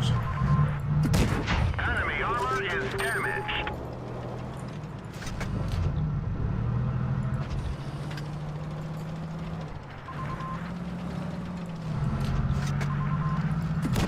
Enemy is hit.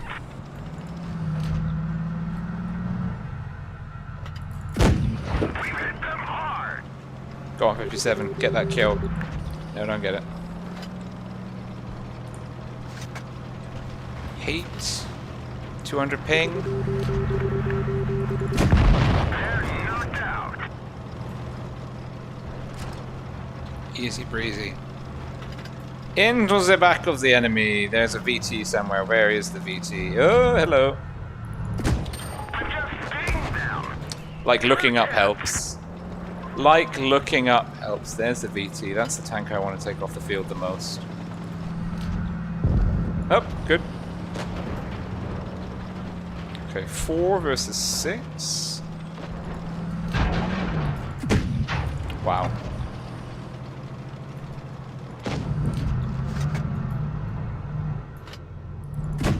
Nice shot. Team.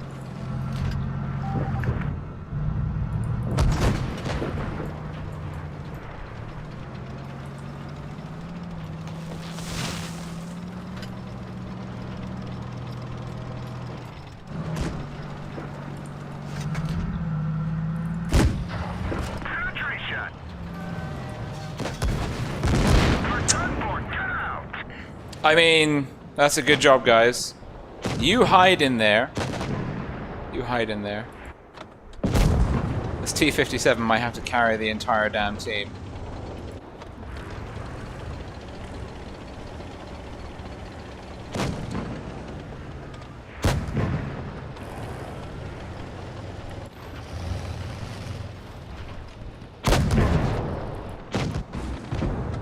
I don't think he's going to manage. Oh no. Look left, look left, look left. Connect 2 shots into him. Right. We've got to go. We've got to go for the... No. Do we have time? 2 minutes. Oh, we're going to cut it fine. We are going to cut it fine.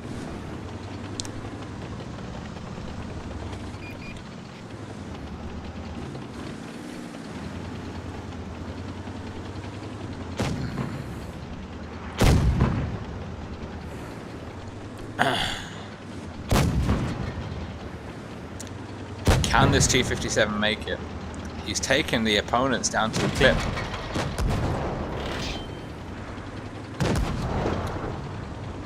Mate, this could be the final that we're... Oh! Oh, is he gonna do it? No, don't give the... Go for the 50 TP! Oh, no! Oh, you...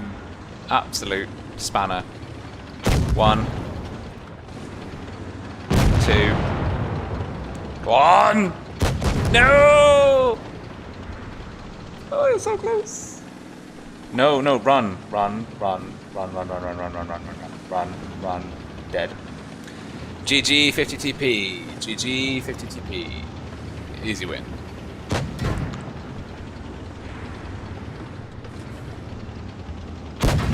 Heat, heat, heat, heat, heat!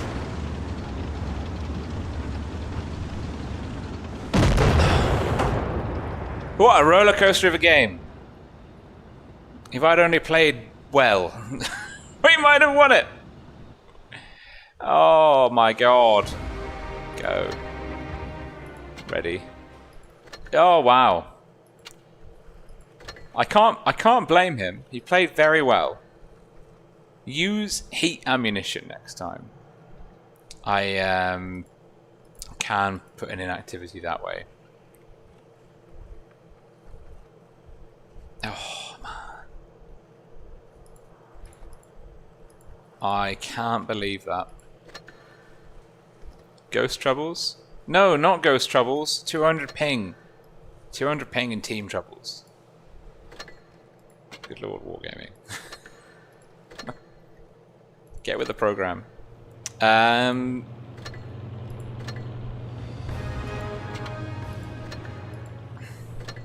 Hey, stuff. Alright.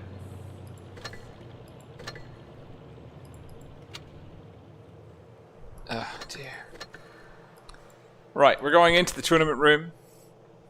This is NQE7 versus IV. These two teams, if memory serves correctly, they've met. They've met already in the final stage. I can actually show you that.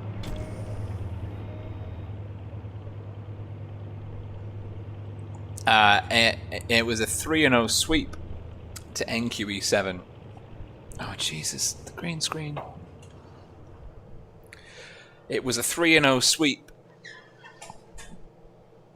to NQE7 in the first initial bracket, the upper bracket semi-finals. So IV do go into this particular fixture as the underdogs, it has to be said. It'll be interesting to see. IV have played a very good game throughout the duration of the Challengers tournament. And so I'll be very interested to see whether they can turn their fortunes around with NQE7. Dynasty's Pearl is actually going to be the map. And this, we've seen NQE7 using heavier lineups, IS-4s, mouse tanks. And overall, this kind of map could be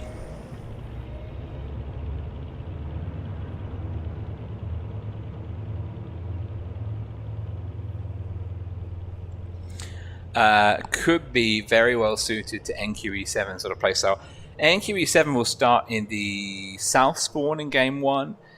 IV will start in the south spawn. NQE7 will start in the north spawn. NQE7 will be taking double mouse T22 IS7 IS4 double yo.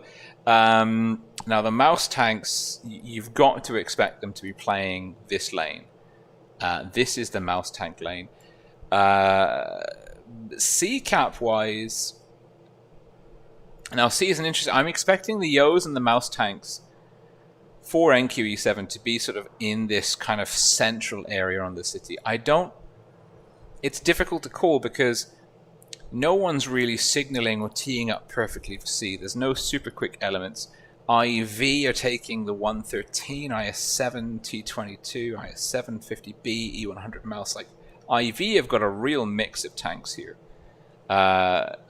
So it remains to be seen, shall we say. That's IV. And then let's just put in E7 and IV. Boom! There you go, now you know who's who. And not that you didn't know before, but you know. Now you definitely know. And this is the start of another best of 7 series, so loads of matches to come here.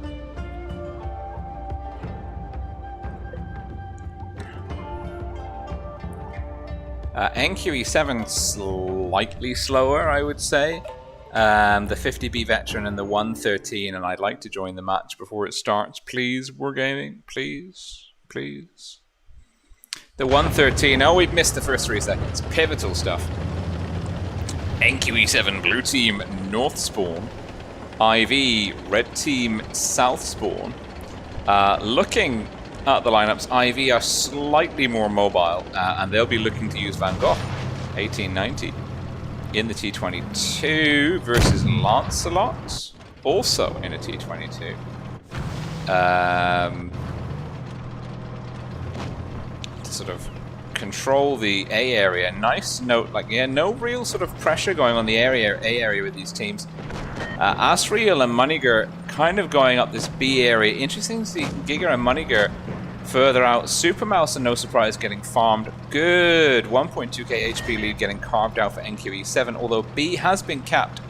Supermouse and my lord and savior RNG 1, 2, 3 in the IS7, with Supermouse also in IS7 doing some good work. They're going to try and break out. They're getting hit and farmed, but they actually haven't bled that much, and they're trying to push out now onto Sweaty and Blanks. Sweaty and Blanks bleeding quite a lot, and this is a really good move by IV. They're going to try and catch Blanks and Sweaty, the Yos in reloads. Frozen and Nefren, lots of DPM now chasing. There goes Sweaty.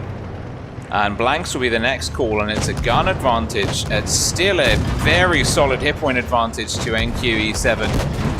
And they might, even though they're going to be 2 guns down, they've got a 2k HP lead. They've lost a bit of a hit point lead they had carved out.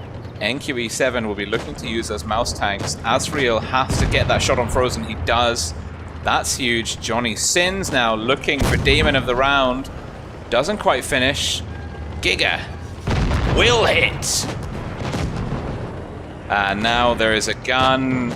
Well, the guns are tied.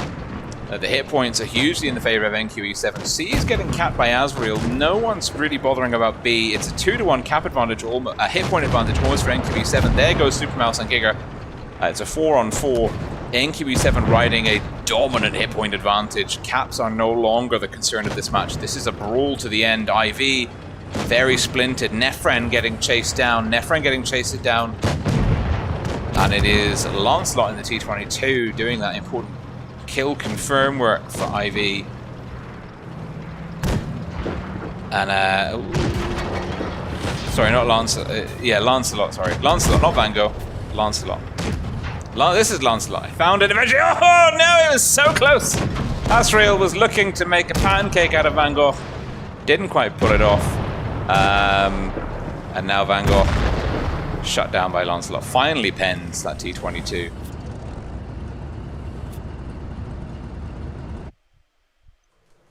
And it was a brawl fest out in the CB area. NQE7 losing the Yos early on. But they farmed IV effectively during the process of losing those guns. And the mouse tanks, Muniger and Asriel, doing a surprising amount of damage. NQE7, will they be making any changes? I think not. Maybe Asriel? Nope. NQE7, if it ain't broke, don't fix it. IV, we might be... Oh god, if IV are going to lean on a super heavy German strat, that could be delicious. Is that what we're going to see? This is going to be one hell of a game. IV might be going hyper aggressive here. They have to just push straight through. But the interesting thing is when you get a lineup like this from IV that telegraphs it, like there's no alternative really. IV are going to be very immobile. Double mouse. The VK, the IS7 are not super slow, but the E100s are so middling in terms of speed and mobility. It's really it's ironic because in a sense it's like a strategic glass cannon. This super heavy, 6 super heavy German tanks for IV. It's either going to deliver big dividends early on, or it's going to fall apart, albeit very slowly, because there's going to be a lot of hit points on the field. Those 3 E100s, I mean, they can... That's a lot of damage. That's a lot of alpha damage. And especially, like, they should be quite... Ooh, Lancelot and the T22 is going to have a fun game. I don't know what he's going to do. This map, Dynasty's Pearl, is quite condensed.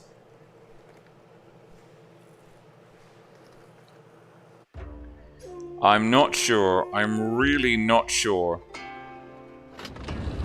how this pans out. NQE7, blue team south spawn versus IV, red team north spawn. And now, bearing in mind, NQE7 are now just seeing the tanks that IV are taking. IV are chonky.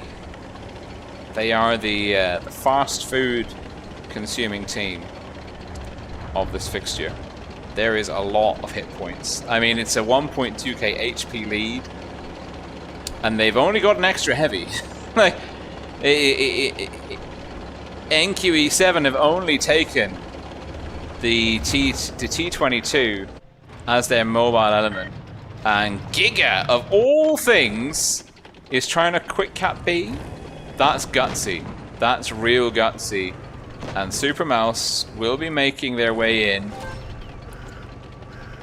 Super Mouse looking for the shot on Giga. Will get a drive wheel, but not much else. And now Super Mouse looking to counter cap B. A's been capped, frozen bleeding. Hit points slowly ticking over in the favor of IV. In comes the cavalry. Demon of the round getting hit for 1076. And they're barreling into Giga. Giga in trouble. Ram damage for the win. Demon of the round getting focused. Really good focus fire from NQE7. IV breaking out aggressively. No surprise takes down Giga, but Money Gur will take down Demon of the round. NQE7 now having to rally. They're still on a hit point deficit, but they're holding the hit point sort of neck and neck. Blanks is down. NQE7 on a gun disadvantage. This is not good. IV have been hyper aggressive, just pushing into the NQE7 formation over C. Super Mouse low. Asriel just chasing down Super Mouse. Frozen going down to Lancelot. Lancelot really has to work hard to stay alive here. It's a gun advantage for NQE7.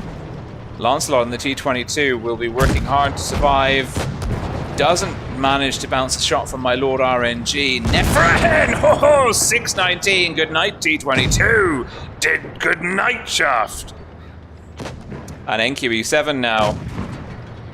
Well, the hit points are neck and neck, but they're on a gun disadvantage. Those E100s slap something awful. Johnny Sins actually could be huge. Could be a playmaker here. No surprise, trying to shield Nefren. My Lord RNG going for Asriel. Oh, Johnny Sins does find the shot on Nefren. NQE7 fractured. We're seeing focused. Oh no, they're going for My Lord RNG. They're going to try and get that tank.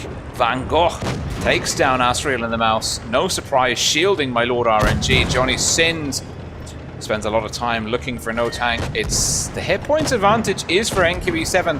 They're going. IV are going for the Mouse. I'm not sure that's the right call.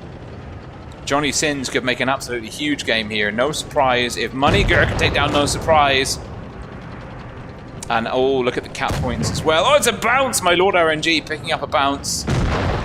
Down goes Money Gur. Van Gogh and My Lord RNG 2-on-1 now. They've got the bullying mechanics of potential 2-to-1 caps. They're just going to pincer Johnny Sins. Big heat roll into the side of Johnny Sins. My Lord RNG looking to. Oh, this is dicey. Johnny Sins, can he angle up the turret, or is he just going to get ammo racked? No. A bit of ram damage. Johnny Sins now, and IV can just hold him here. IV just HE and hold. It's a bounce. Van Gogh will pull back and just look for... Oh, what? Like shooting fish. Very, very nimble fish in a barrel. Upside down question mark. Oh my goodness me. Johnny Sins is stuck though. Oh, he blocked it again. That's a cap win for IV. Van Gogh needs to take his gun to the engineer, get it fixed. We're tied up now. We're now tied up. 1-for-1 coming out of oh good lord, coming out of Dynasty's Pearl, going into Normandy, and what a great. I mean, IV were hyper aggressive, but they had to be. It was a pie-eating cannon. It was do or die. It's like we either get the fight on our terms, or we're just going to get danced around the whole game. So they made the correct call for the lineup they took. IV made the correct call, but my goodness me. It was pretty close towards the end. Some really nice shielding. No surprise in the Mouse. Did some awesome work keeping my Lord RNG in the fight. That was superb. It's a fun game. That was a fun game. Now, where's Normandy? Give me a map. Normandy, give me a map. Boom. Next one is Normandy. The last time I was seeing major kind of comp events on this map, it was definitely a TD meta. I haven't seen a TD for days in the autumn season, but be still my beating heart Van Gogh for IVs in a T110E4, and I mean, I don't know, like the buffs, if the buffs to the T110E4 have been sufficient, I think maybe an E100 might be preferable. Similar sort of role. We're going to see IV playing from the north spawn, and NQE7 playing from the south spawn. I'm tied at 1-1. It's a best of 7. Onwards we go.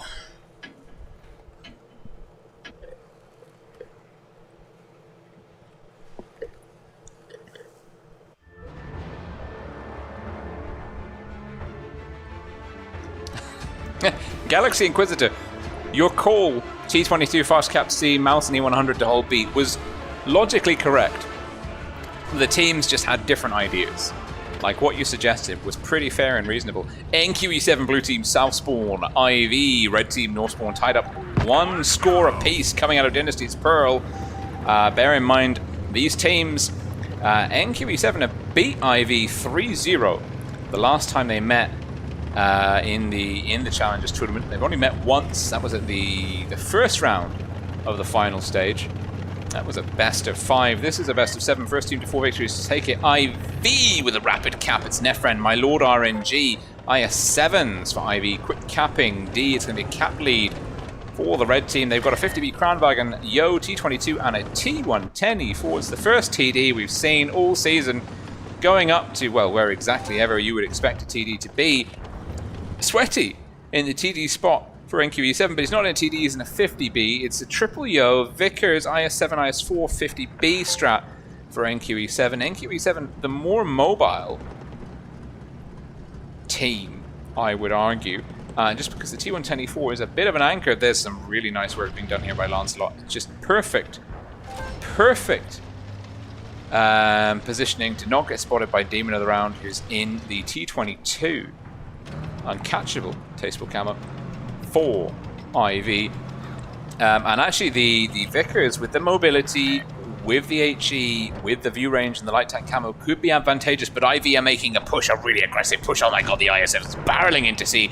They're going to flip the caps on its head, but they're bleeding a lot. There's a 4k plus HP advantage ish for NQE7. It's healthy. IV are just hemorrhaging hit points on the crossing.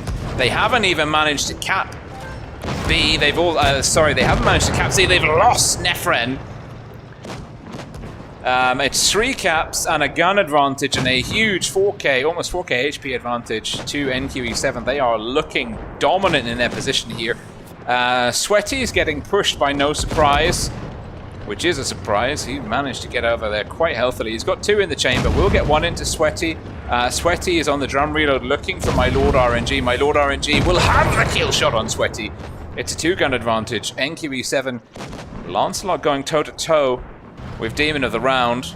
There's a mini brawl breaking down here. We can't be in 2 places at once. Blanks is low.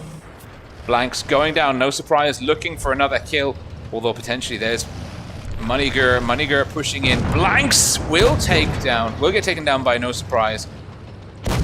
And Asriel now to unload. Bounces 1. That could be enough. Does No Surprise survive this? I think No Surprise does survive this. It's a low roll with HE. Worth a crack. Moneyger will pit No Surprise on the reload. Yeah, this is a comfortable win for NQE7. Van Gogh. Oh, Moneyger saying. Does Van Gogh have the shot on Giga? Giga bounces. Demon of the Round did pip Lancelot, but is now brawling with Johnny Sins. It's going to be a cap win for NQE7. Johnny Sins is like, you know what? I'm gonna get in a boat. You do you. I'm I'm going to go sightseeing. Take me back. Take me back to the British coastline. Superb game from NQE7. Very dominant performance. Great control over the aggressive IV push. Situational awareness, good damage farming. Interesting to note that Lancelot really struggled against the T-22. I mean, the T-22 is pretty troll. Demon of the round, just not really able to do much other than tie up the Vickers tank. The heavies, though, for NQE7 proving pretty reliable. I think we're going to see the T-110E4 dropped. That was a bit of a liability for IV. He was just not a pushing element. He was too passive in the backfield. There was a bit of a discontinuity between their strategy, sending the heavies aggressively through into the decap of NQE7 and kind of leaving like part of their gun, part of their force out of that push, out of that line. And Van Gogh might be dropping into the T-110E5. NQE7, Triple Yo, IS-7, IS-4, 50B, not making any real changes to speak of.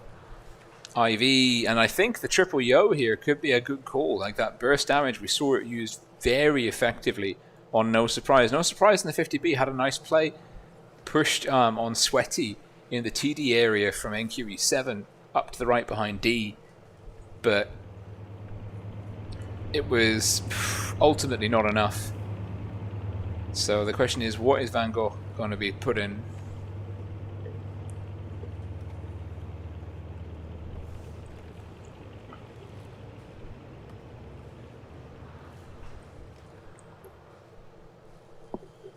Hunter, good to see you. I am sort of back. We're doing the Challengers tournaments. There's so much talent here. Challengers Asia server, it is an exceptionally high quality of gameplay that we are bearing witness to right now. This is the best of 7 series. NQE7 lead IV 2-1. We're now going into the 4th match, swapping the spawn on Normandy. NQE7 blue team north spawn. Lancelot lives in the Vickers. That's my kind of take-home message. My take-home piece of information. Where are you going, Lancelot? What is your plan? IV, Demon of the round, out of the T-22. No medium. Tanks up. Lancelot spotting No Surprise, not quite connecting. The 50B turret, oddly trollish from time to time. Oh, good morning. Demon of the round getting hit. Eye blanks. No Surprise. We're going to see a little bit of a stalemate here. And there's some good trading going on, although Astriel is getting... Oh, no! Huge play. Nefren frozen. Super Mouse. Yo Surprise. Giga now on the back foot. Big moves coming in from IV. They're swarming over NQE7's lower echelon. Well, like kind of lower forces. Johnny Sins, Money Gur, and Sweaty _ Shaft have to make their play to rally around the team, but blanks is down. It's a 2-gun advantage, 2k HP lead. Not quite 2k HP, but there's a lot of hit points getting traded here. IV, highly aggressive. I think maybe they've realized the way they can beat NQ7 the most reliably is by getting down and dirty with the Iron Fist approach. Lancelot trying to run. No Surprise, and Van Gogh will finish him off. Now the issue is, of course... Oh no, it's just... even though they've lost field position, it's 6-on-3 with the 1.5 times HP advantage for IV. Unless Sweaty, Johnny Sins, and Moneyger can play like absolute demons, there's no way they're coming out of this one intact. Van Gogh hasn't even taken any HP. He's playing hull down. We're going to see a flanking move coming on here. No Surprise is actually full of surprises. Another HE roll, AP roll. Down goes Sweaty. And No Surprise will connect for a lovely roll on Johnny Sins. And Johnny Sins is the last man standing, and NQE7 will get taken back to even scores, 2 for 2. Unless Johnny Sins can do something biblical, truly biblical. I just don't think... I think at this point in the game, you know that it's over. Ooh, Johnny Sins! Ah, he said easy. But he was the losing team, so it's okay, it's acceptable. And IV taking the second match. And interesting to note that the IV are winning on these aggressive push plays. And NQE7, I think, when they're seeing what they need to do when they see IV not running mediums, they need to be prepared for a hyper-aggressive play. And IV, when they're rushing everything, including the kitchen sink, they are connecting with the win. It's when they try and take a balanced team and make a push, they're losing, they're bleeding when they're pushing in that sense. So we go into Rockfield now. This is Rockfield. Don't you know? And I am not sure.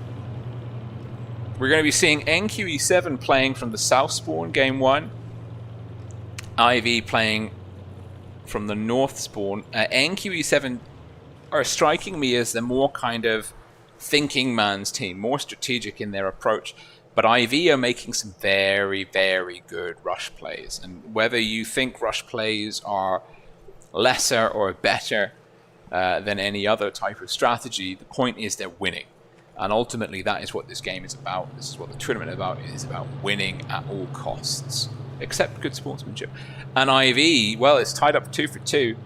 And it's a surprise. They're being aggressive. So, can NQE7 lock in the win? We're looking at Moneyger in a VK9001P, IS7, IS4, triple Yo, Vickers. It's pretty standard lineup. They're taking a kind of a variation of the same flavor every game. IV, double 50Bs, double IS7, Vickers, Van Gogh and the Vickers, double Yo. This is a bit of a mix here. We're going to see IV with the more mobile force. Those double 50Bs are rapid. The use of Russian heavies and Yos is the same. Vickers is the same. Does the extra is a third Yo and a VK better than 250Bs?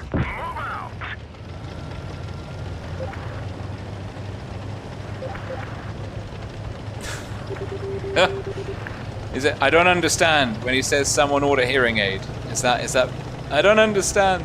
NQE7. Blue team south spawn. IV. Oh, thank you very much. Someone pointed out the logos should be swapped. So they will be. Good call. Thank you, the deal for real. Appreciated. Cap lead will be established for IV. We've got Frozen and My Lord RNG. And actually, that's interesting to note. The IS-7 is pretty fast in a straight line. Lovely connection. Ho-ho, but it's not a good trade. It's not a good trade. That's not a good trade. Frozen getting hammered, My Lord RNG. Thinking, you know what? I actually don't want to do that. That looks like a really bad idea. And Moneyger will cap off B, and this is a good situation. This is a really good situation for NQE7. They've got the high ground, they've got the 2 caps. Moneyger will be the sacrificial lamb. Can Money hold on? Nope, Money's rotating. They're going to kind of give up B a little bit. Giga looking left, kind of ineffective given the current forces position of IV.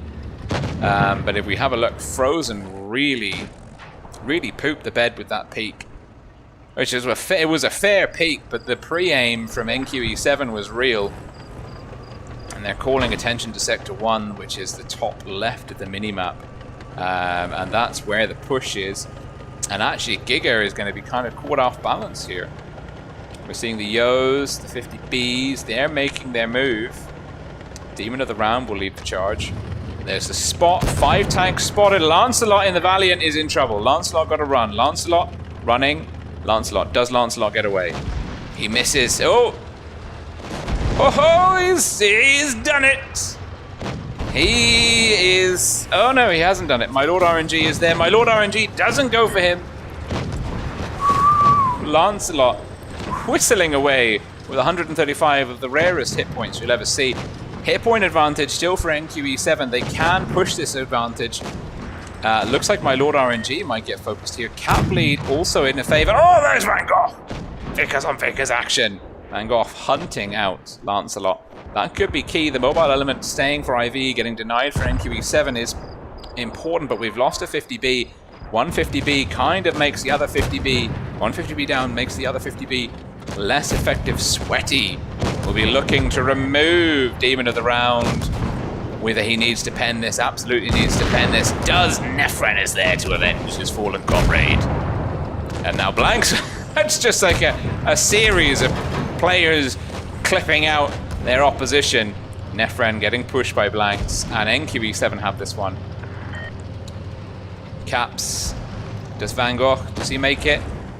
It's a low roll from HG, but he's got tracked. Nefren's got 3. Does Van Gogh get away? Oh, no he doesn't. Huge, huge game. That was beautiful. Van Persie from ID, good to see you. Thanks for tuning in. Big game. Johnny Sins in the IS4. Poor Lancelot really found the raw end of the stick there, and we are edging towards an NQE7 Laos final. What I might do actually is end the poll. We've got 143 votes. NQE7 were NQE7 were the favourites to win. 143 votes in. We've got, they came up with 52%. Laos with 26. IV with 21. 144 votes, sorry. That is... Whew. So NQE7 are the favourites. The crowd favourite, I don't know if that's like a bookie's favourite or like a fan favourite. But NQE7 are currently voted most likely to win. IV, least likely to win, would need to win the next 2 games back to back. We're going back into Rockfield, swapping the spawns, but NQE7 leading IV 3-2. It's match point for them in this best of 7 series. They're going back in with pretty much exactly the same lineup. IV are stacking for an aggressive play. It looks like 4 IS7s, T22, double VZ113. IV are going ham. Full on, all out, no surprise. Is going to pick a tank, but it looks like IV are going for a rush play. They're going to try and take a homogenous meta. They're just going to try and get up in NQE7's face. No surprise isn't ready. We've got 5 seconds to go. No surprise is still not ready. No surprise is not ready. No surprises in the 50B. That was pretty dicey, leaving it to the last 3 seconds. Don't do this to me, IV. Whew. I finished my first coffee. Let's go. We're buzzing. IV, potentially for the last time this evening, versus NQE7. NQE7, blue team, north spawn. IV, red team, south spawn. IV are stacked for a YOLO push. I'll be very, very interested to see what they do. Van Gogh in the T22. Looks like he's making his way for a kind of a weird angle on B. Maybe using the soft cover here or going straight up aggressive. They're going to push the Vickers. He's trying to get information. Lancelot doing the same thing like last time. Getting information, this position. He's stacked to run away. He's facing the direction he needs to retreat in if he gets outmaneuvered and spotted. There, the Reds are spotted. Giga will be the receiver. Frozen, Nefren, Lord RNG, Round Table, Super Mouse, no surprise. They're just coming in. Johnny Sins is actually the receiver. Johnny Sins. Oh, but look at the hit points falling off IV. Do the Blues have a response? Lancelot, can he hang back? My Lord RNG. Oh, IV are just barreling in. Frozen's rotating back. Van Gogh on the back foot, on the backfield. Asriel getting removed in the Yo. It's a gun advantage to NQE7. They've quickly answered by taking Asriel down. This is just boiling down into an absolute good morning, we want to punch you in the face fest. IV losing guns, not really focus firing. Sweaty in trouble. Sweaty probably feeling quite sweaty himself, and he's down to Demon of the Round. Moneygur looking for Nefren. NQE7, it's close. It's much closer than it looks. This is hard to call. IV do have the cap lead. They've also got a pretty healthy T22.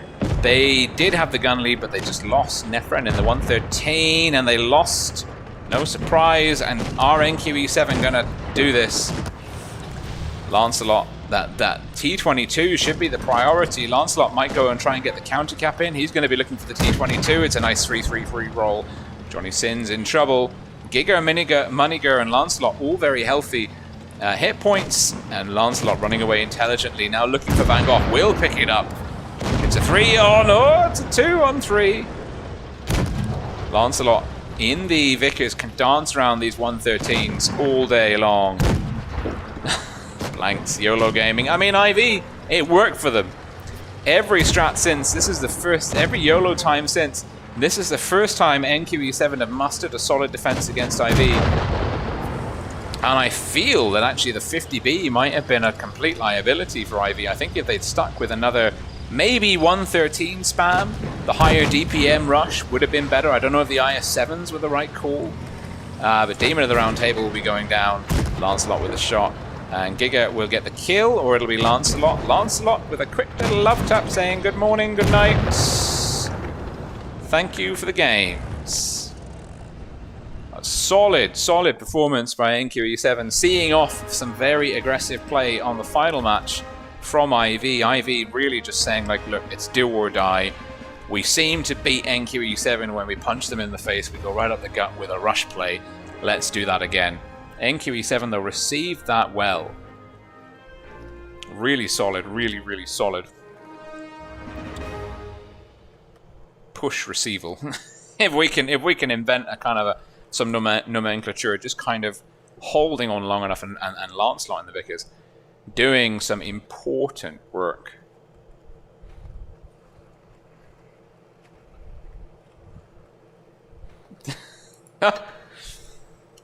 And that is confirmed that it is going to be a Laos NQE7 final. Now, Laos defeated NQE7 in the first fixture that we saw this evening. Relatively comfortably, I might add. No, I'm just trying to get the screen up. Yeah, they beat them 4-2. NQE7 just beat IV 4-2. And now it is a Laos NQE7 final. Laos probably going into this one as the favorites in terms of win rate and current performance and track record. So on paper and based on performance track record, Laos would be the favorites to win this, but NQE7 are the people's favorite with a solid 52% versus 26% on the official YouTube poll of this channel, which is not super official, but it's the most official poll that we've got going. So there is that.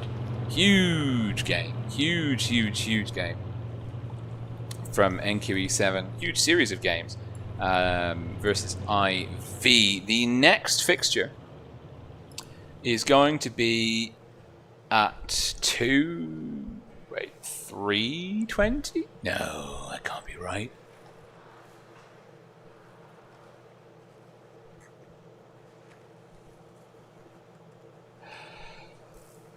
Wait a minute.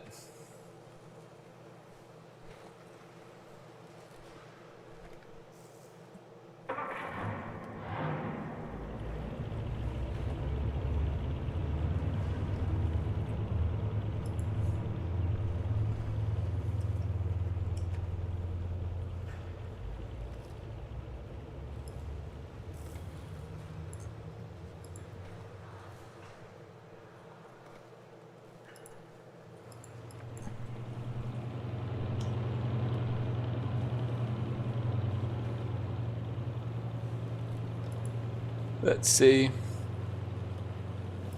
Okay, yeah. So it's currently 2:45, and the next game is going to be at 3:20. So we've got about 40 minutes. We've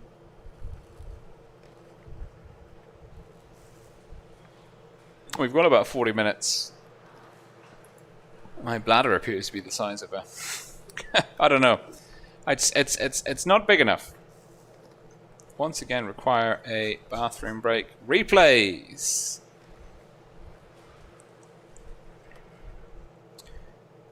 We've got a replay. Oh, a somewhat clutch replay from Brave Doggo E100.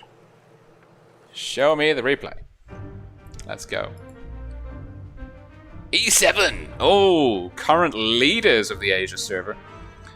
We've got Wah278 and Lennox I and a 4-minute replay. Good lord. I'll be back in 2 seconds.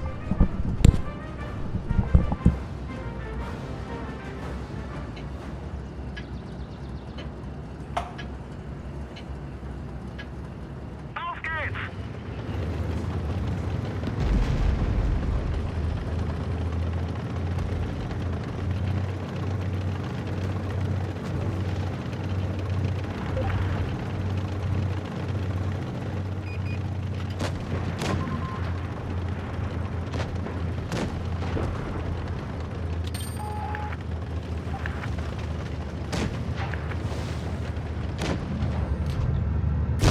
Wir haben sie!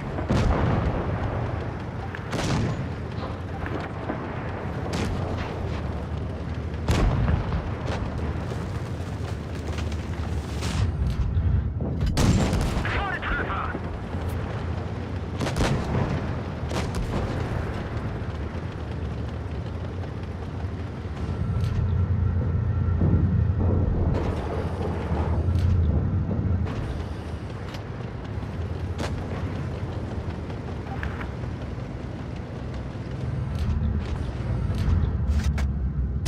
Wir haben sie nicht mal angekratzt.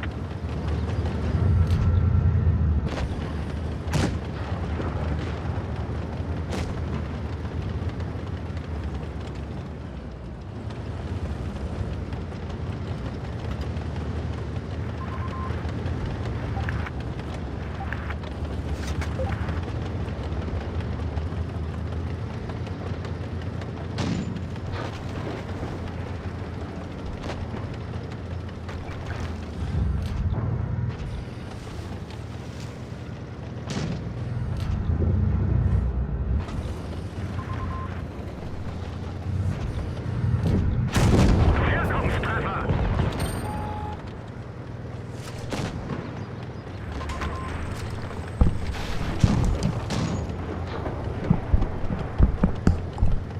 I'm back. I am back. Oh, that's a nice 700 roll. Let's see.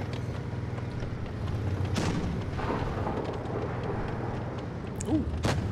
I still have some more of my definitely like some kind of soda beverage.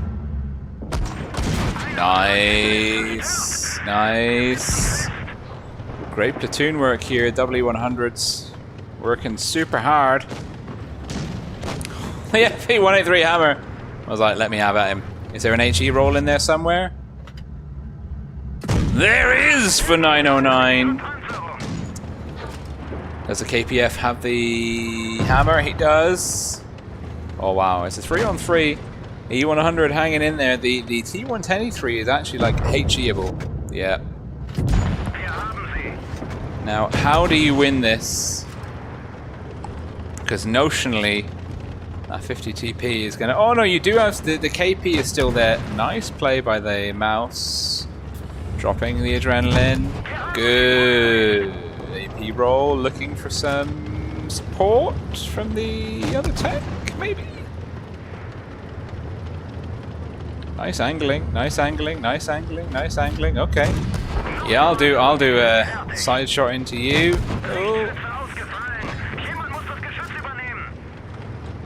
Good. Using the T110E3's like carcass as a. And he's gone for the mouse! Oh, huge, huge, huge. Good decision making here. Oh, and the KPFP says like, I'll just come round and let me just come round and sort that out for you. Don't worry, I got it. I got it, he says. Oh, we can turn the logos off. That was not a. That was not. That was not an official tournament game. But superb play. Lennox and War doing, I mean, yeah, over 10k damage between them. That is a big, broad-shouldered platoon carry. The deal for real asking for the Jaegeru one. Let's see, like, I really want to just, I'd like to win a game and to get some more stuff. Oh no, we're blooming bottom tier. This is not how we win games. Okay. Time to roll out. PC controls. PC controls, 200 ping.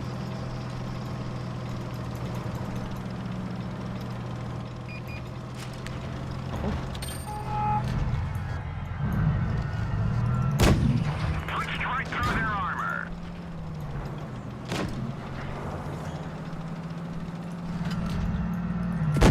Enemy armor is damaged. There's a grill somewhere. Enemy vehicle destroyed. Not our grill, the enemy grill. We've got A. Who's on A? What are you? T110E5. Wonderful.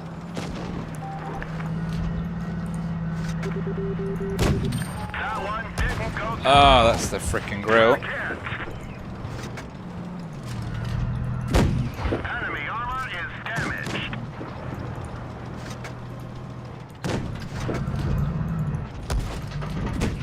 We hit them hard. You're done for. Get out. My mistake was pushing. I was dumb. That was really dumb. I should have just held. We should have just held.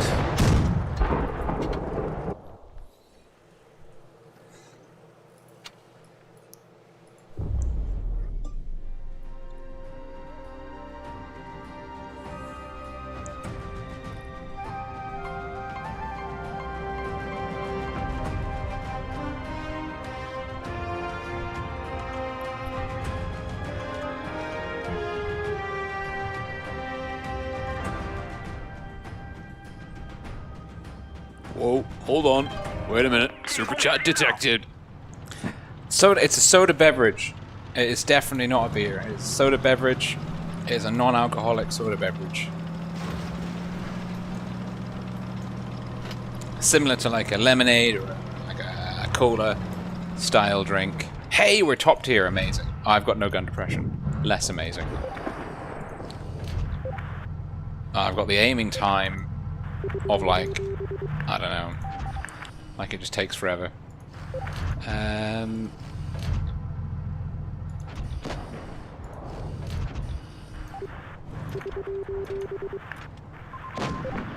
What do I want to do?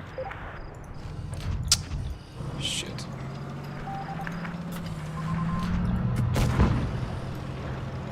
Not aim, apparently, is the answer.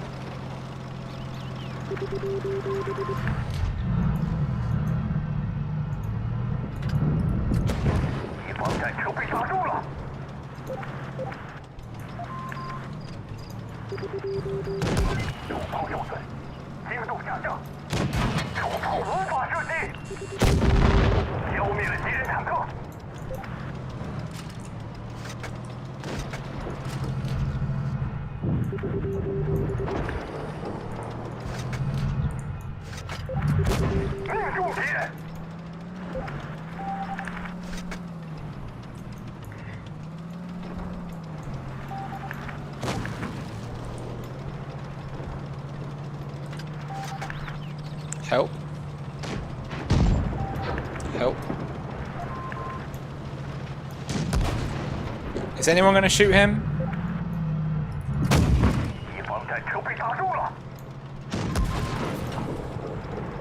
Anyone?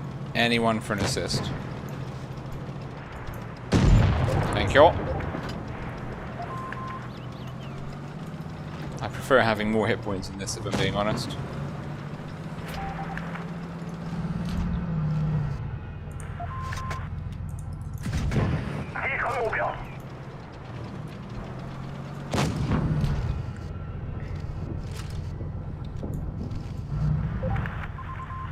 Is there a shot there? Yes, there is.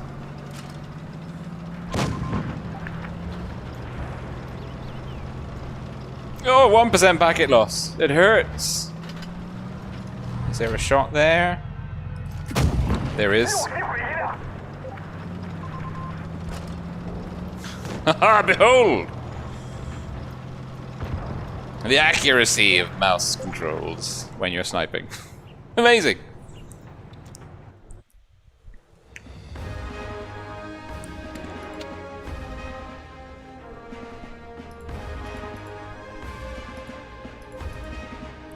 I think I only get, yeah, I only get 2 upvotes. Oh.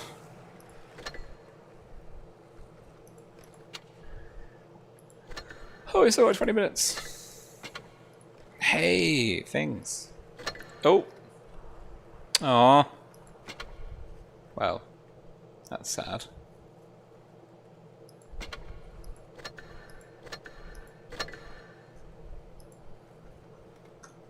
Okay.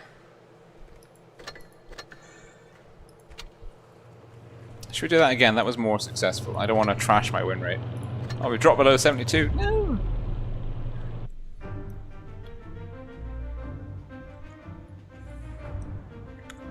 Ah, Wolf Heart. Wild One sent you over. Fantastic stuff. Wild One is such a dedicated esports streamer, an analyst, just an all-round cool human being, I dare say. I think we should go to A, but I'm a medium tank, and that is a medium flank. So I would say that actually maybe we shouldn't, because they've got a medium tank advantage, and it's all tier 8s. This is a bad idea. I shouldn't be here. So what we'll do is we'll stack to run.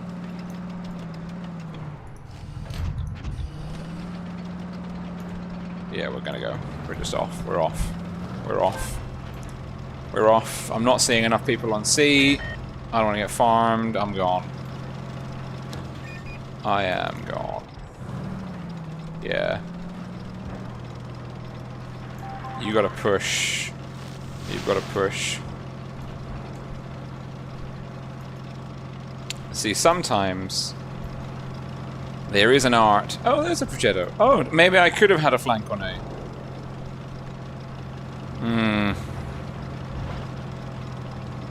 No, there's no point going that way. We should be aggressive. I've got no gun depression.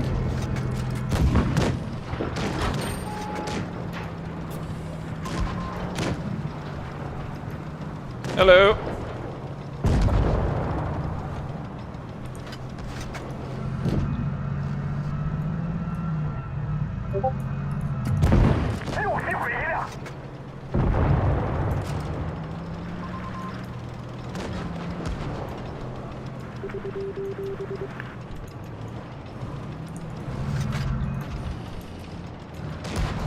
What are you doing just driving into me? No. What? Why? Why? Why would you try and go a particular way? I hate this. I hate this J Panther 2.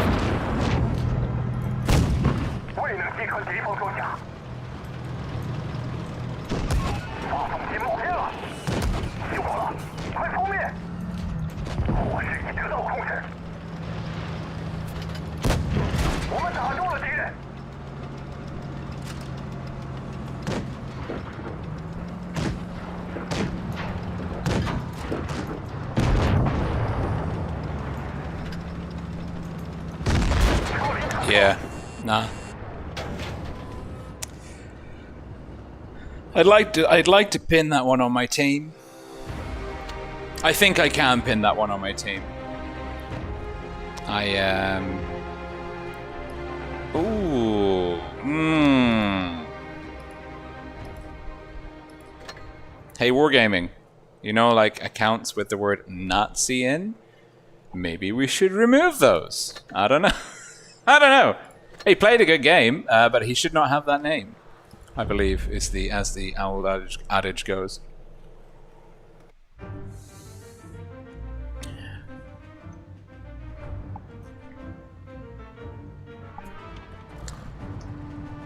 Right.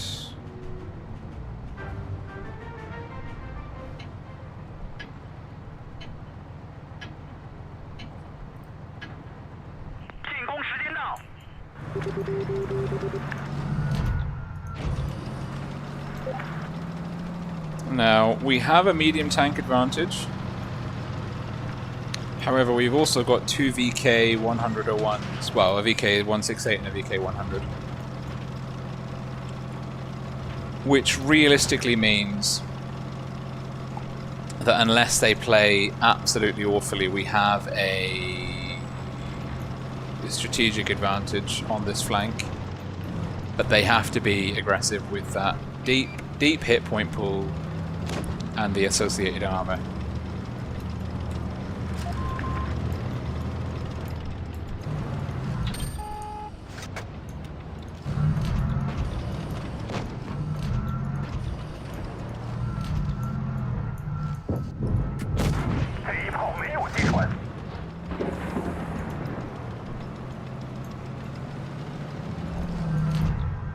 Found you.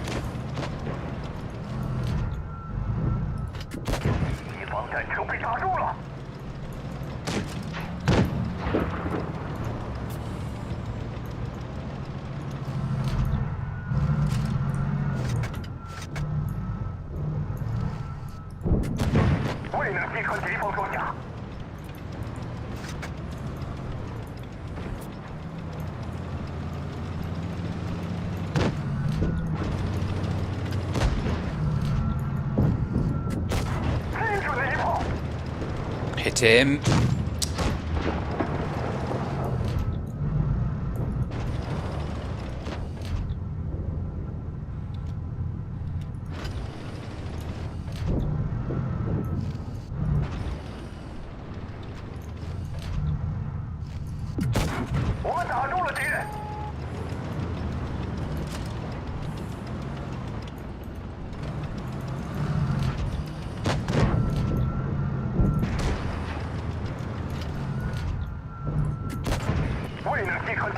What are you doing?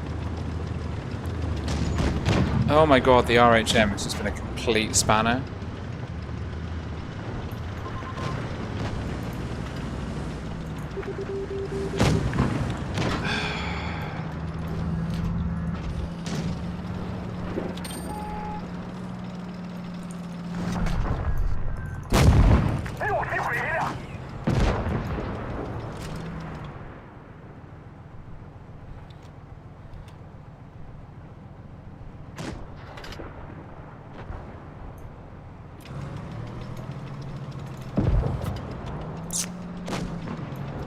You're gonna kill him.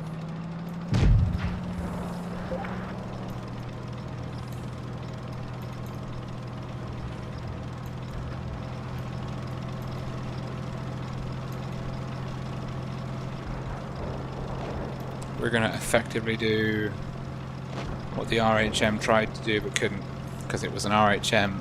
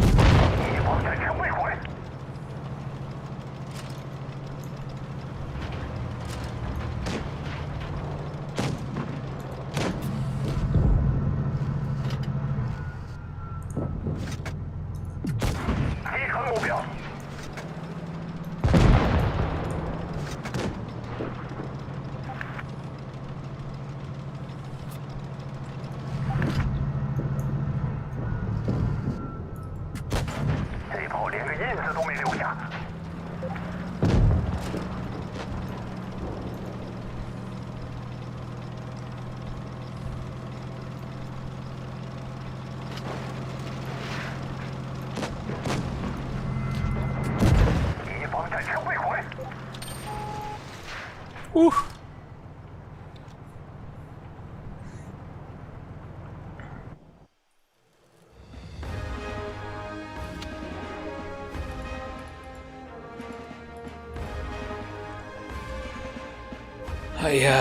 Oh my god. that was much more exciting than I had hoped it would have been. Hey, credits. Amazing. How many of these boosters do I have?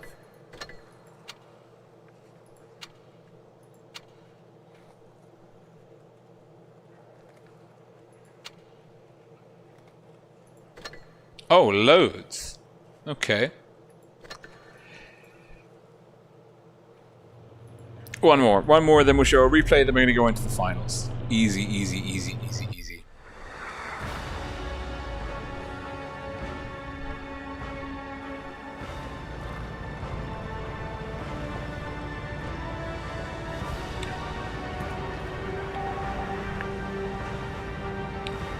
Now, notionally, we have an advantage on A from this spawn.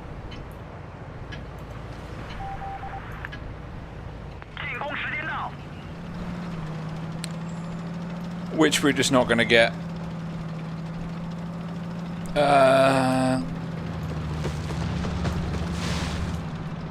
Because people are going sort of C, D, B. We're better off sticking together. Like, whatever my misgivings about this flank from this spawn.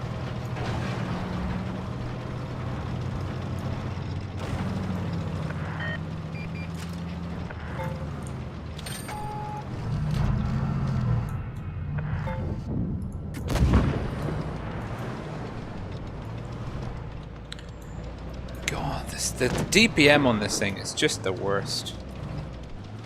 Why are you trying to push me out of the cap? He says the DPM is the worst while firing Pramo.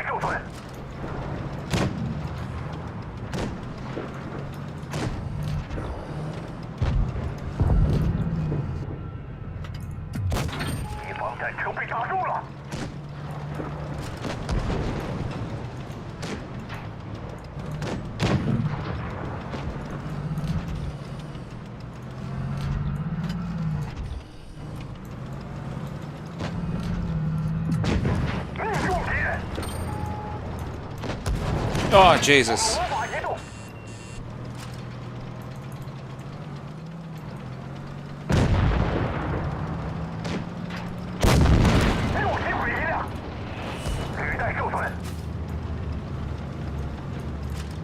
I'm dead. Can't get under him.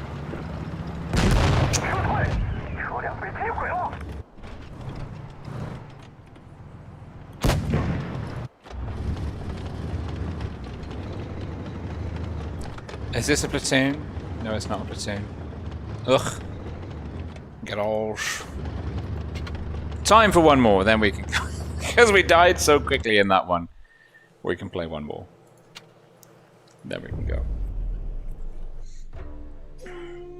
Hey, E7!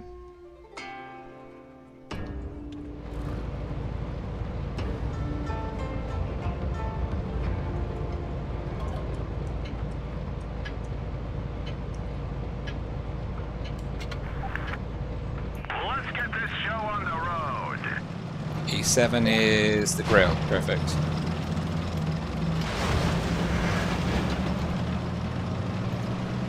That's a good team. E7, Feast. I mean, I'm not really Feast. Or at least I'm not as good as the Feast players. Maybe that's what I should say.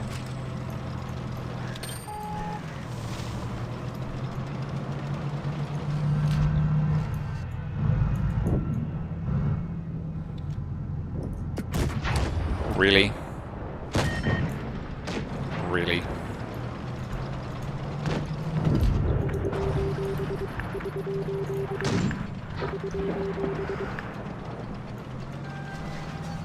Don't shoot me.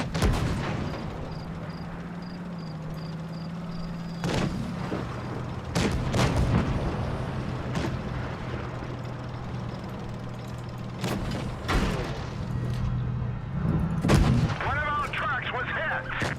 Enemy is hit. Gotcha.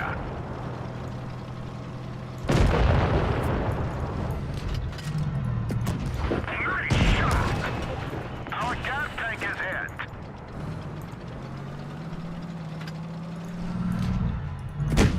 They're hit.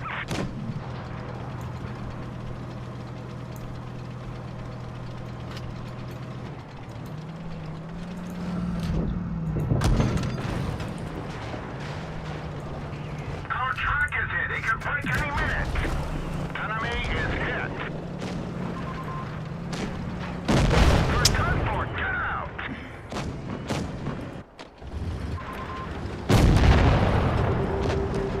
I think they might be able to pull this one off, you know?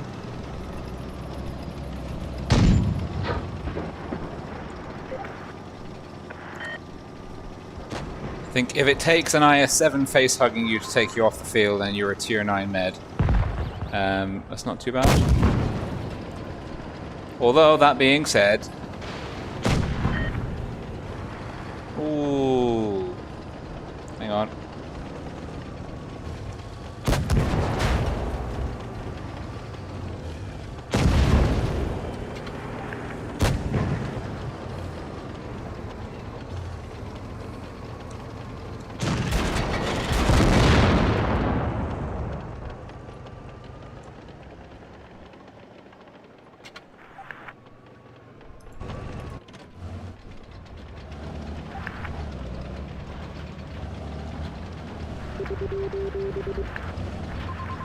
No, he's not helping you.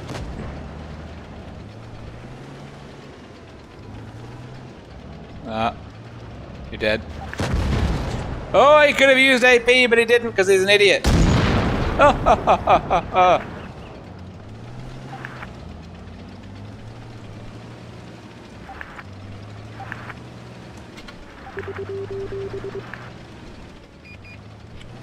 just had to land one shot.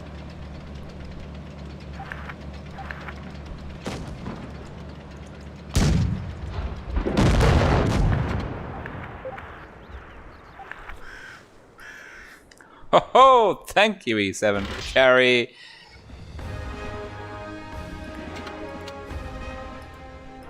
Big ol' carry.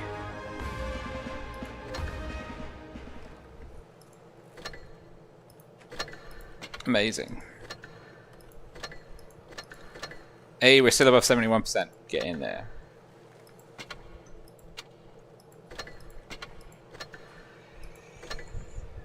Room invites coming up in a minute. We are about to go in for the grand finals of the Challengers tournament, which promises to be an absolute cracker.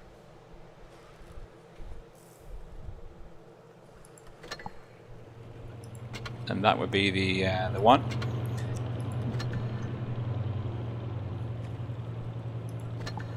The map is going to be Desert Sands, so what we can do, because we are a man of much preparation, I can show you the Desert Sands map.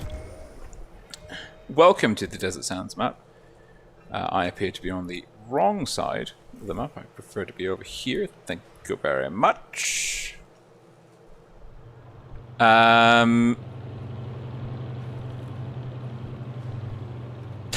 RNG, yes. Well played, buddy. Really well played. I can't believe the IS-7 messed that up. Ooh.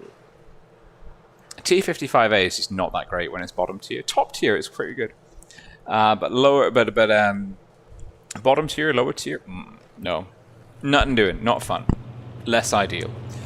So this is going to be Desert Sands. We're going to see the grand final of the Challengers Tournament Asia server autumn season 2021 between Laos and NQE7.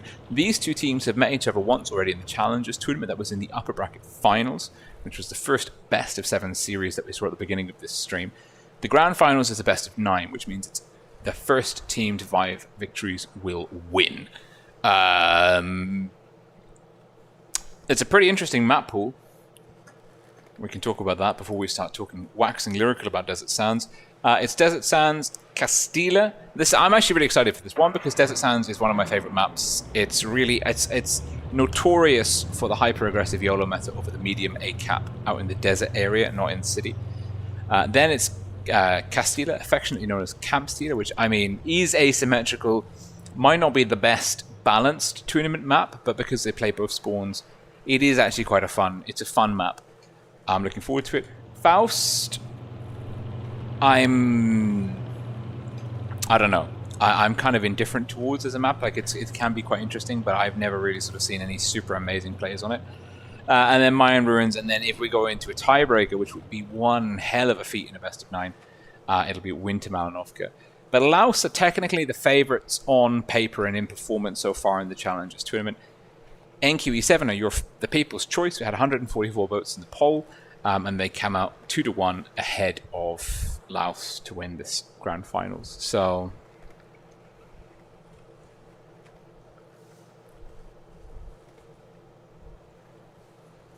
let's see. We've got okay. Now we can just sort of make sure I'm in the tournament room. We can go to the good old strat sketch. So this is the... Sorry, I hit the mic with my hand because, you know, that's what we do. This is going to be the opening map of the grand finals. Best of 9. Bear that in mind. Best of 9. Loads of room for pressure and mistakes to come and go. Typically what you do see is aggressive medium play on the A cap. And if we look at NQE7's roster, they're taking a T22 and an E50M. Double mediums. It's one of the few maps where you're going to see double mediums. Even the 50Bs... very mobile, double IS7, triple IS7, sorry. Speed and burst damage. NQE7 are stacked for an A or C push. Laos with the grill. Now, this is a bit of a liability. A glass cannon in the truest sense because it hits hard, but I mean, it's soft and squidgy like a piece of glass.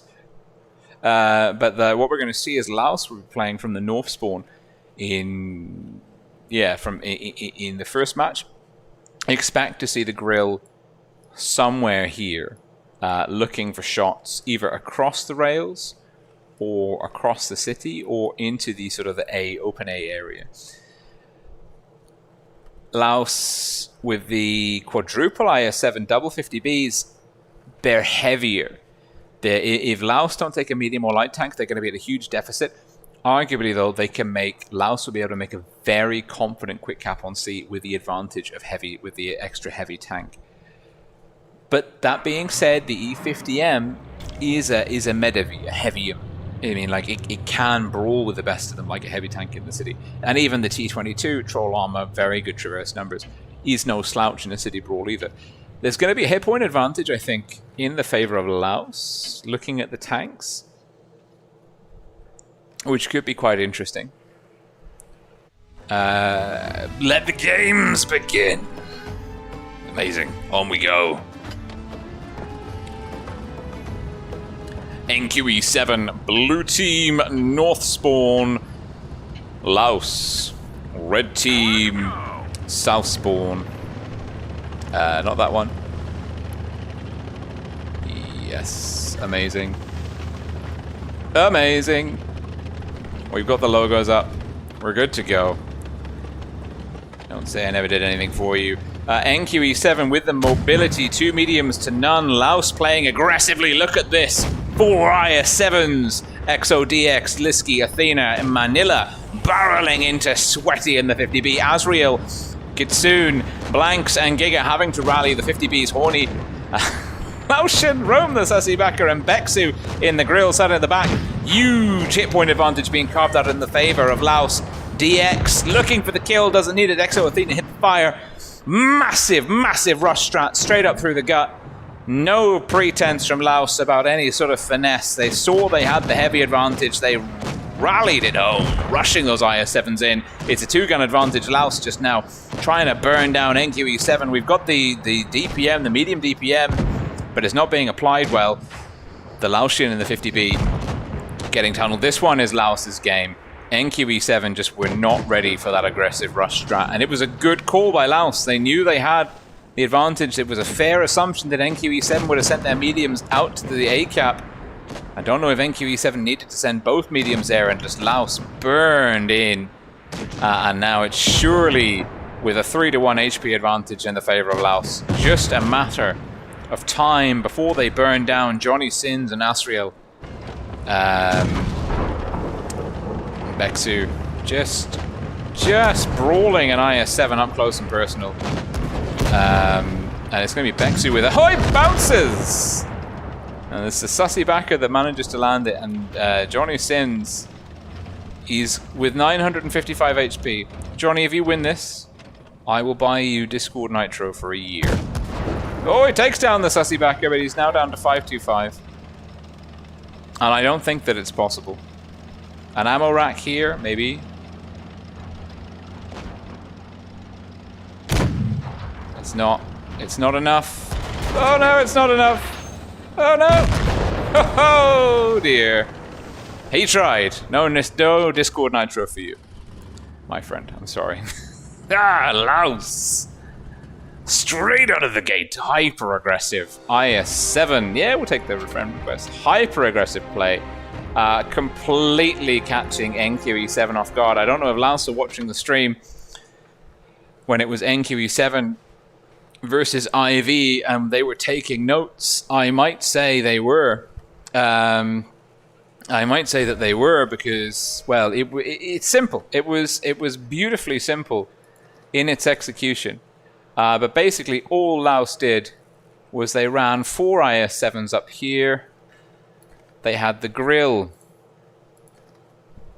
here, and then the 50Bs. I don't see exactly where they were, but they kind of, my impression is that kind of the 50Bs came in this way.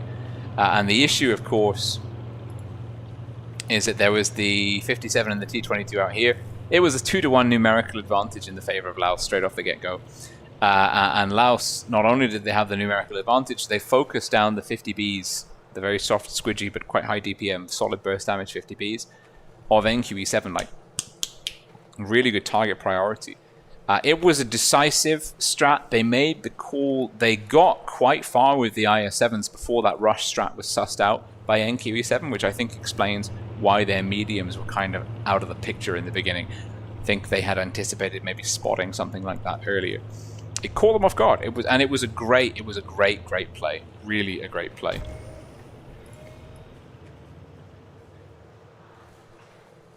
And so now we go. Now we go in for round 2 on Desert Sands. Laos lead NQE-7 1-0. NQE-7 are going, okay, we're going to take quadruple yo IS-7, IS-4. Vickers, Lancelot in the Vickers, if you please. And that is, well, pretty standard of the 2021 autumn season meta. NQE-7 now playing from the North Spawn. Not that it makes a difference on Desert Sands. Very symmetrical map. Laos, red team, South Spawn, Laos. Double yo, triple IS-7, 50B, Vickers, roam the sussy Baka. We're going to see loads of speed boosts, and Laos might be chopping and changing here because it looks like Laos are going to play wide on A. And poor Lancelot is going to have a good job of making the read. Oh, there's some spots, important spots coming in, loads of spots coming in. Lancelot making a good play read. Does he low? Is he low enough? Can he get out of dodge? He can get out of dodge. Quick cap, Giga on B. We're going to see blanks going into C. It's going to be a 2-to-1 cap. Laos with a rock, paper, scissors mismatch. They've hit Kitsune for a lot of damage. It's over 1,000 HP. Just shaved off. I mean, he would have been on 2597 to begin with. So we're looking at about a 1-2. 1,200 something damage inflicted, and it is a, but hit points are still neck and neck. Laos with the A, NQE-7 with BC. Laos now in a very unenviable position of being kind of stuck on the A flank and having to push into the city. And NQE7, this might be what they're hoping for. Sweaty matching up. There's no control. And there's a perfect divide of tanks down the middle line. The Laosian rocking backwards and forwards. We are going to see... Well, we're going to have to see something at some point. It's the Sasibaka. Rome, the Sasibaka, will have to start doing a lot of legwork. And he's going to start by trying to carve out some information and territory out this way. He's spotted up by Lancelot, spotted in return. Information trade there. Not committing, which I don't know. I think he could. He could make the play out wide, but obviously you don't want to overextend your forces. But he's going to spot up here. Now Laos, they do have some tricks up their sleeve. They're going to barrel the IS-7s into B. No, they're going to barrel the IS-7s into Giga. Cunning and Laos are making the push on Giga. That might pull NQE7's forces in towards the brawl here. And Laos do have XODX ready to farm and potentially move in for a counter cap. It's a hit point advantage for NQE7. They're looking, though, Laos are looking to shut down Giga. They're trying to push into the city, trying to carve out some cap control through guns. Giga is about to be on the receiving end of a lot of damage from a Verb Laotian. Oh, shut down by Exo Athena. And B is now getting counter cap, but Exo Athena's gone down in turn. It's 880, it's 900 to like 600. It's a solid cap point lead for NQE7. They have to keep this hit point lead ticking over, make sure they don't lose the gun advantage. DX, Exo DX trying to cap, doesn't cap, blanks there with the hit. Blanks will try and get a shot into Liski. No, Manila. Down goes Johnny Sins. It is carnage. It is a gun advantage to Laos. Laos not going for C. No, Laotian. The Laotian is going for C. Lancelot potentially can take down Manila here. Azriel's gone down. It's 5. Oh, we're going to see potentially a cap point squeeze win from NQE7, but if they lose... No, they don't lose blanks. Oh, they do lose blanks. It's a 2-on-3, but it's 2 very healthy tanks with a solid lead. And Lancelot's going to go for C. Lancelot's going to leave. No, Lancelot's not going to leave. The shaft. Sweaty. Looking to shut down Sasibaka. Does get it. Oh, NQE7. With a rock, paper, scissors. Cap to cap win. Close. Very close. Laos again. Hyper aggressive strategy. But NQE7 just in a better position. More prepared. More cohesive as a force. And Sweaty and Lancelot, big damage, big important moves. Lancelot can't understate the role of the Vickers in controlling the flow of that battlefield. Poor Kitsune, though, and that was a NQE7. They're bleeding a lot early on, particularly like, I mean, you can't lose half HP on a heavy tank in the opening 30 to 60 seconds without like any kind of serious proximity engagement. It's just not good. But he was just caught out, you know, and it happens. It really does happen.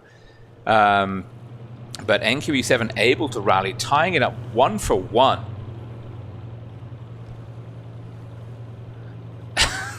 Still, it says God logo from Laos. I must admit, I am a... Wait, why are they... Why is the Laotian logo... I don't understand why that's happened, but... Say la vie. But no, I am a huge fan of this logo from Laos. Like, I really am. I think it is... I mean, I think it's superb.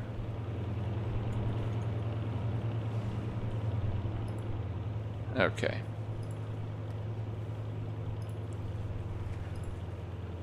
We've got now 20 seconds. We're going into Castilla. NQE7 are going to be playing from the north spawn to begin with. That gives them a pretty good option for capping A. And maybe really solid control options over B and C. I'm expecting Laos. Laos have got the better cap on B, though. That is worth bearing in mind. South spawn's a better B cap with A control. C is anyone's gambit. Oh, they've done it again. They've swapped the... Stop doing this to me, Wargaming. I can't even. Alright. NQE7 blue team north spawn up against Laos red team south spawn, tied up 1-1 coming out of Desert Sands, the big brawler map. Now we're on Camp Stila, the asymmetrical map, and asymmetrical map renowned for its passive play, and we are seeing Laos with a quick B cap, and we are seeing NQE7 with a quick A cap, and it is Rome the Sussy Baka. Will he manage to get this cap? He's been spotted. Oh no! Sweaty will get the reset. Oh, and Blanks will find the next shot. Blanks pushed back though by Laotian. Caps, well, hit points pretty much neck and neck. Big triple stack. Double yo, IS7 from Laos. Over C, we're seeing a 2-stack. It's Giga and Kitsune. Double yos for NQE7. Notice the yos are all running triple shots. The double shot yo is really the less 500 DPM doesn't cut it in tournaments. I would say that the 2-shot yo is advantageous in pub matches, random like public matches, but the triple shot is the way to go. Is the way to go in comp, in tournaments. You don't normally see an IS-7 here. This is an interesting spot. Nice hold down though. Can get some good angles. Oh, the Sussy Baka is just really in a squeeze me less tightly place. Oh! Johnny Sins will lock in the kill. Will kind of slowly rock back. That's a nice camo. What camo is that? How does one get that camo? Big damage, and even XODX in trouble, but they are finding Giga, and they are finding Giga in a very bad way. But not before Kitsune shuts down XODX, and Giga might get a shot off here. Might get 2 shots off. Might get another shot off. Oh, but blocks Exo Athena. Great move, and Exo Athena's down. That's a great trade. Giga dies nobly, and now Kitsune is next on the Laos hit list. But Laos are they're pushing into overlapping fields of fire. A is being capped by NQE7. They've really got the measure of Laos on this one. And Laos, well, Manila looking for the back of Kitsune. Laos now having to really, but if you look where Laos are pushing, they're trying to shut down one gun. But now in the effort to shut down one gun, what they've done is they put all 4 of their tanks basically within the same 20-meter circle. They're in a river. They've got terrain resistance and upper ground working against them. It's now 3 of them with a 2-to-1 hit point deficit getting farmed quite aggressively, and NQE7 will pull lovely block from Bexu. We're just waiting. Sweaty is going to have the reload, and Sweaty is going to have 2 in the chamber. Yeah, the Laos just comprehensively outplayed by NQE7 here. Ho ho! And the last man standing is Manila. And Manila knows. Manila knows this is bad. He's on fire. It's really bad. It's over. It's less bad. We can move on to the next game. And NQE7, solid second victory. Now leading Laos 2-1.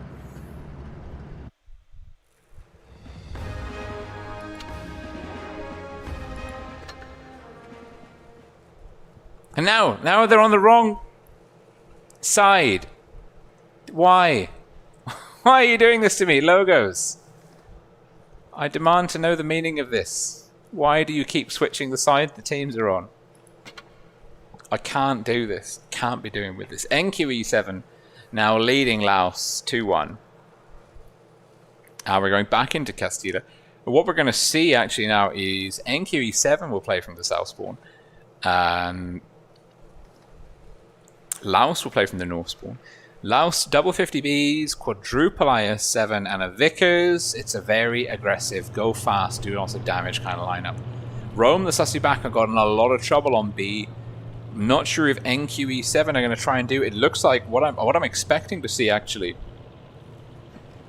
What I'm expecting to see is with Johnny Sins and Lancelot double Vickers. I'm expecting a double cap on B. I'm expecting the Vickers to go to B. But I don't know. I think NQE7, they might lose a lot of position over A and Castilla if they do that. I'm not sure. I don't think this is going to work for NQE7. I don't think the double Vickers is a good call. I can't see this panning out for them. They're going to be on a hit point deficit.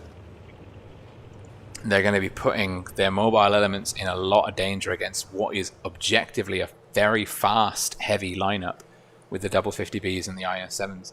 And Laos could make that read, and they could rush B and clean out those Vickers tanks. It's a game of cat and mouse and bluffing.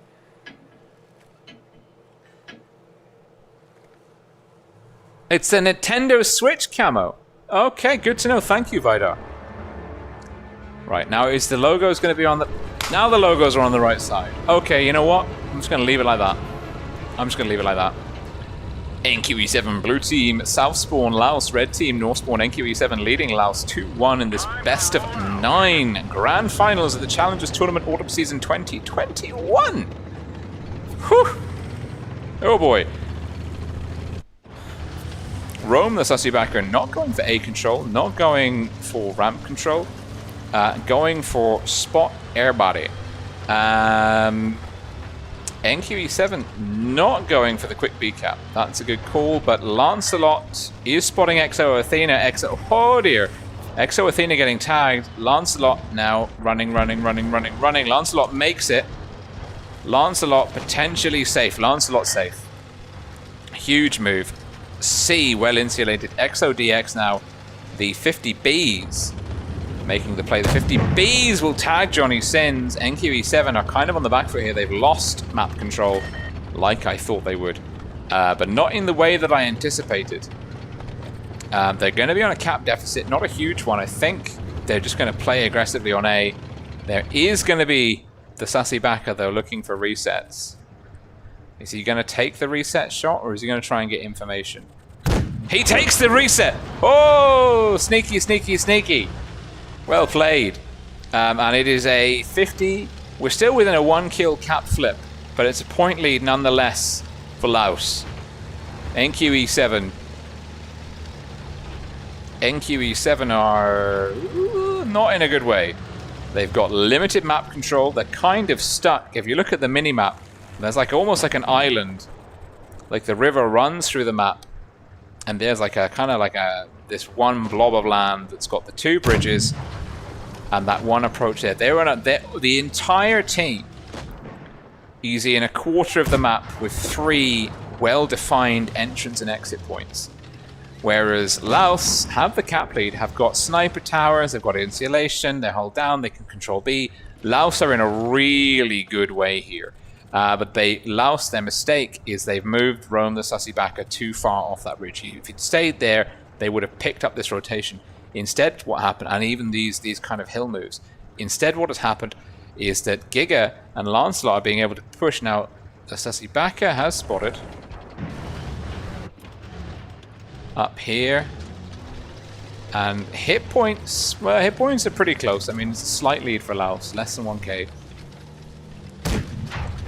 Lancelot now, mountain goating along this hill, will be looking to just get the spots in. And Laos have let NQE7 break out into good positions. Better positions, I should say. And they are farming! Oh, the Laotian! The naughty Laotian. Just narrowly dodging a shot from Giga.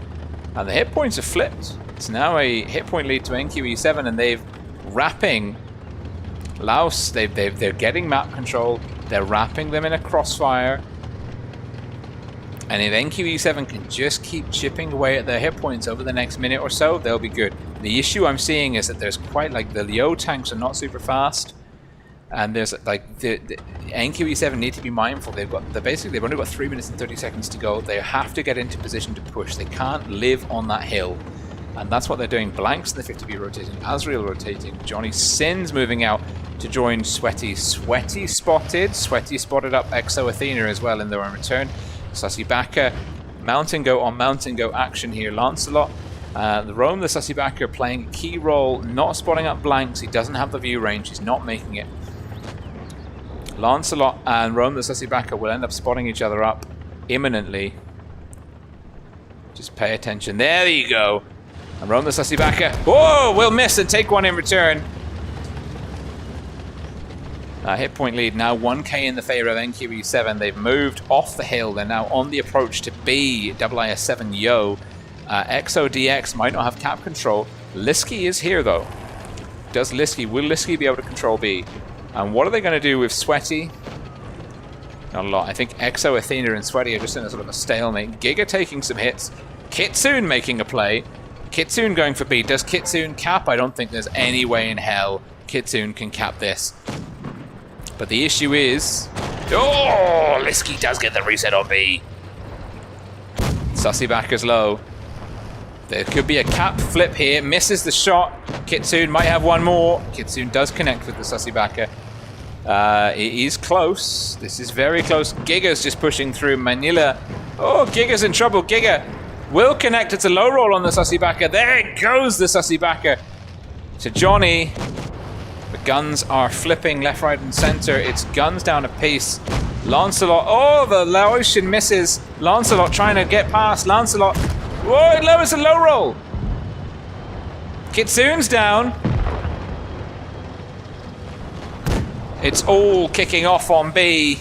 Johnny Sins needs Manila. It's currently in the favor of Laos. But now it's 5-on-4. NQE7 does... Yes! Blanks with a beautiful shot into Manila. Laos on the back foot. Can they fight their way out of this corner? I'm not so sure. It's a 3-on-5. They're really struggling. Exo Athena. Liski did a good job of defending B, but what? Yeah, like the B defense, and Liski's trying to block Sweaty from getting into Exo Athena, but Sweaty manages to get past. Now can just push in. Blanks has gone down to XODX. B's getting countercapped. Johnny Sins countercapping. Big HE roll. Liski comes in. XODX is down, and this one is surely NQE7's game, and NQE7 loving Camp Stealer. And they now lead Laos 3-1.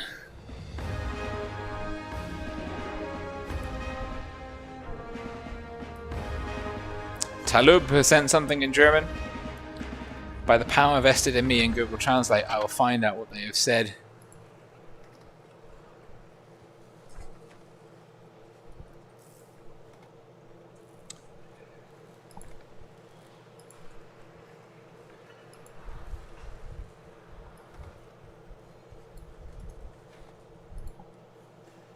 Let's see. Something about stream. PZD. I don't know. I didn't get it.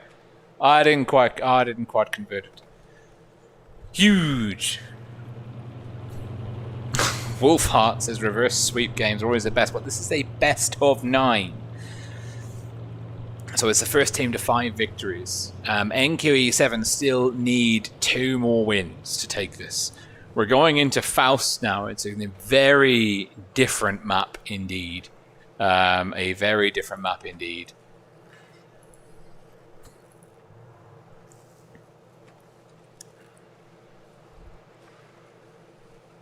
And Laos have beaten NQE7 4-2 before.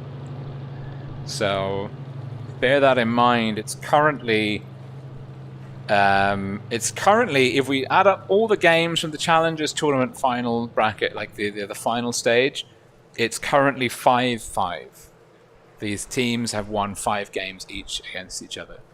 So it's tied at the moment, match for match. So do not write Laos off, although that was a beautiful series by NQE7. Okay.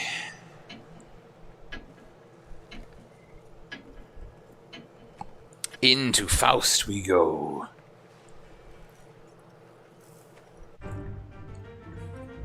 Laos.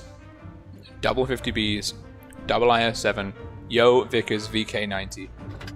Blue team, well, red team, Northspawn. Blue team Southspawn is NQE7, 50B IS4, double IS7, double Yo, Vickers. Vickers getting so much love. And of course it is Lancelot in the Vickers Valiant with the snow slowly building up on his tank. And it's going to be a quick cap lead. C over D. I don't think NQE7. NQE7 are doing something. They're making a move. Good lord. Giga and Kitsune pushing forwards quite aggressively. Exo Athena not spotted yet. Liski might take a hit from Giga. No damage really traded. I think Johnny Sins has taken a bit of fall damage. Or maybe a tiny HE roll. Giga taking a hit. B's getting capped. Can Giga pull this off? Huge. If Giga can pull off a B cap now. Exo Athena looking for the reset. Exo Athena doesn't get the reset. Will get tagged. Oh! That's a huge bleed. And Lancelot now having to run away from Bexu. Bexu might have the line on him. Bexu. Oh, look at that. Beautiful play by Lancelot. Oh, Lancelot just giving a corner of the tank, and Bexu will find it. Hit point lead to Laos. Ever so slight. But there's a nice little cap lead ticking over in the favor of NQE7. Kitsune's moved in to support Giga. Manila is there. And we're seeing the Sussy Backer and Bexu now roading around. Laos are going to have NQE7 in a bit of a pocket here. NQE7 are going to be struggling with multiple angles. And I don't think Kitsune's about to be very happy and healthy because Exo Athena... Oh, it's an ammo rack! Exo Athena! Making turrets pop off! Liski in trouble. Liski trying to hide. Johnny Sins looking for the shot, won't find it. Giga might have it. Giga does have it. Yeah, we saw Kitsune. That was a brutal. Giga now in trouble. Oh, what an ammo rack. What a pivotal flip. Never count your eggs until you've won all the matches. I don't know, man. That is messy, messy, messy. It's now a 5-on-4. Hit points, though, really in the favor of Laos red team. Johnny Sins trying to find the back of Bexu. In comes Run the Sussy Backer, just pulling that IS-4 low turret traverse. Whoa! XODX with another kill. Lancelot getting tagged by Sussy Backer. It is a... Oh, NQE7 are routed. There is very little control that they have over this game. This is an every man for themselves sort of scenario. The Laotians about to have a whole damn clip as well, and Blanks might be going. Ah, no! He will take down the Laotian. He's going down swinging. They're fighting to the last. Exo Athena, though, on track for a huge game. Lancelot and Sweaty might be able to take down Manila. Lancelot's been spotted now. Sweaty is down, and now Exo Athena. It's not a... Yes, it is Exo Athena. I think that's the third or fourth kill for Exo Athena. Whew.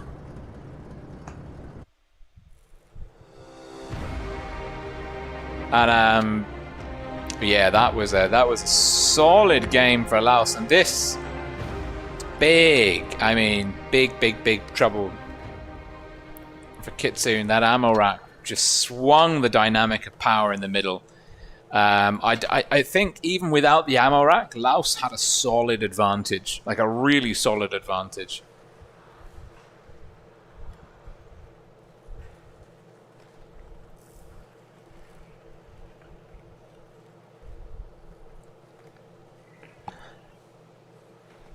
And now it is 6-5 overall in the final stage between NQE7 and Laos. But NQE7 still lead Laos 3-2 in the grand finals. Best of 9, first team to 5. 3 more wins for Laos, 2 more wins for NQE7. We're going back into Faust. NQE7 are dropping the Vickers. That's a bold call. They're bringing Lancelot in the T22, double 50Bs, double Yos, IS7, IS4. Laos taking Exo in the VK with a double 50B, double IS7, Vickers, and a Yo. Interesting mix of tanks, sort of a similar approach. Laos will be the kind of more dynamic. They're a bit heavier. Yeah, Laos are a bit heavier, but also a bit more mobile. The Vickers, I don't know, like, can the T22 pip the Vickers? That could be a real key question. Because if they kind of get stuck in a one-on-one, depends where they engage. But having a high DPM tank like either of those in the backfield, farming damage, once it's cleared out its opposite number from your team, is pretty huge. Interesting match, T22 Vickers.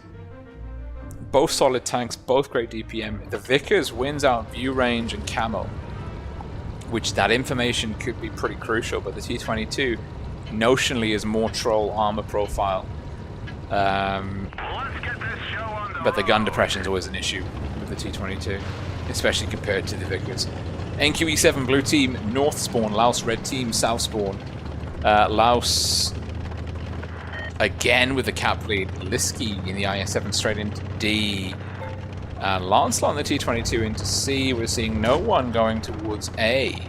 Laos now have got double 50Bs stacked looking for A, but I think actually they made the read and are rotating back. Laos anticipating, and yeah, NQE7 committing to the heavy flank. Laos making the decision to not play for the A flank unless, of course, Rome, the Sussy backer, makes a quick cap on A. Keep your eye on the minimap though. If Rome goes into A, and the T-22 is not spotted, if Rome goes into A, now we might see, that's information, A and B gone. Laos have got a very spread force disposition, capping 2 caps simultaneously. It could give them a solid cap lead, but it's also telegraphed to NQE7. If they make an Iron Fist push down the middle, they're going to have a numerical advantage. However, there is, of course, DXXO and a VK. That's a pretty tough nut to crack. But the 50Bs, Bexu and Manila are there. They're going to farm Giga. They're not connecting, but in comes the 50Bs of NQE7. Hello! In comes the push. Giga's in a lot of trouble. Good track into Bexu. Bexu's getting farmed. Bexu and Manila. Laos now having to wrap round. Where's the rest of their tanks? Sussy backer and Athena moving in from A and B. NQE7 need to start wrapping up guns, otherwise they're going to find themselves significantly on the back foot. NQE7 blue team with a solid hit point advantage. They might be losing some guns though here. Johnny Sins and Azrael in trouble in the middle. Liski low. Lancelot in the T-22 looking for a kill shot. Will not finish. Bexu. Does Rome have him? Rome doesn't have him. But Rome might oh, this is very, very close. Can Lancelot pick up a bounce? No, Lancelot cannot. It's a gun advantage for Laos. No, they've just lost the gun advantage. Oh my god, it's all happening all over the place. Great response from Laos. Hit point advantage with NQE7. Gigas low. Oh, good night, Rome, the Sussy backer. That track shot was critical, and NQE7 might be sitting pretty on match point here unless Athena and X and DX can rapidly remove the heavy tanks from the field. They're not out of the woods yet. Well, I mean, they're not. They are still in a lot of trouble. They're about to be in a lot more trouble as in comes Kitsune. Ammo racked in the last game, now looking for vengeance. Tease up, XODX. Lovely side shot, and this one is surely going into NQE7's favor.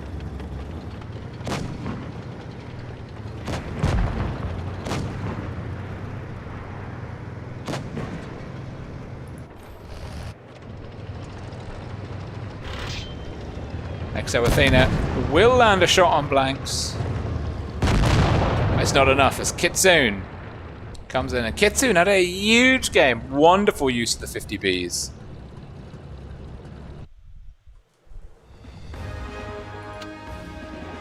And blanks putting out just a stellar 5k plus game. Kitsune even having a huge game too.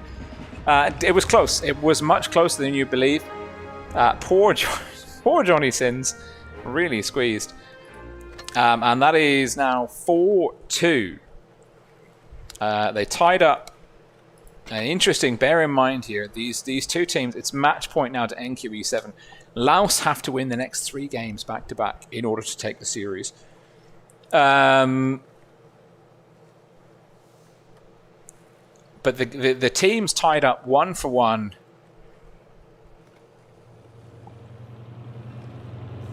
On Faust and on Desert Sands, and now it's just the 2-win lead that NQE7 got off Camp Stila that's giving them such a strong position. The next map is Mayan Ruins, and notionally this could play into the hands of Laos. Like they like big, early, heavy brawls. We've seen NQE7 on Rockfield versus IV struggle. Can struggle, and this map might give Laos the breathing room they need. NQE7 are going to have to be quite careful here, but not as careful as Laos. Laos are on last chance alley. They cannot lose a single... They can't drop another game. That's a lot of pressure. They're looking at 3 consecutive wins back to back. But that being said, they're such a good team. They've put in such a strong performance so far in the Challengers tournament. Oh, the pressure's on. Both teams taking 1 mouse. Looks like really similar lineups, actually. Yeah. Don't count your eggs until your ammo rack is safe is absolutely right. NQE7 blue team north spawn Laos, red team south spawn Laos. IS7 50B, yo. Mouse T22.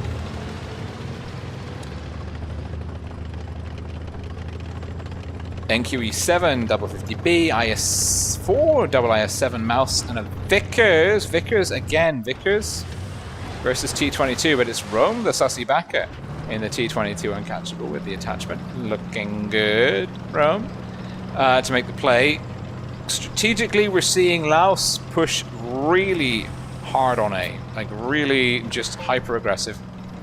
Limited map control and awareness. There will be a cap lead for NQE7. Lancelot is in C, and Kitsune is going to assist with the cap. That's going to keep that ticking over, lock it in well before A goes, even though A is a triple cap from Laos. Johnny Sins now B. B is going to be the linchpin. Laos are going to struggle. C is just so out of the way as far as... to be fair, A and C are both really far out of the way. Laos on the cap deficit. Their game to switch the momentum of. Manila is moving into trouble, potentially. Although I'm not seeing many eyes here. Oh, Johnny Sins spots up Manila. No idea how Manila didn't spot Johnny Sins in return. Azrael's been spotted. There's information getting exchanged. Exo Athena getting tagged by Lancelot. And we might see the 50B. Sweaty looking for a shot. Not finding it. Laos making a rotation. Bexu and Rome taking a blind shot into the TD bush. There was no one there before. There might be someone there now. Hit points slightly in the favor of Laos, although they have lost some HP off the mouse, Exo Athena.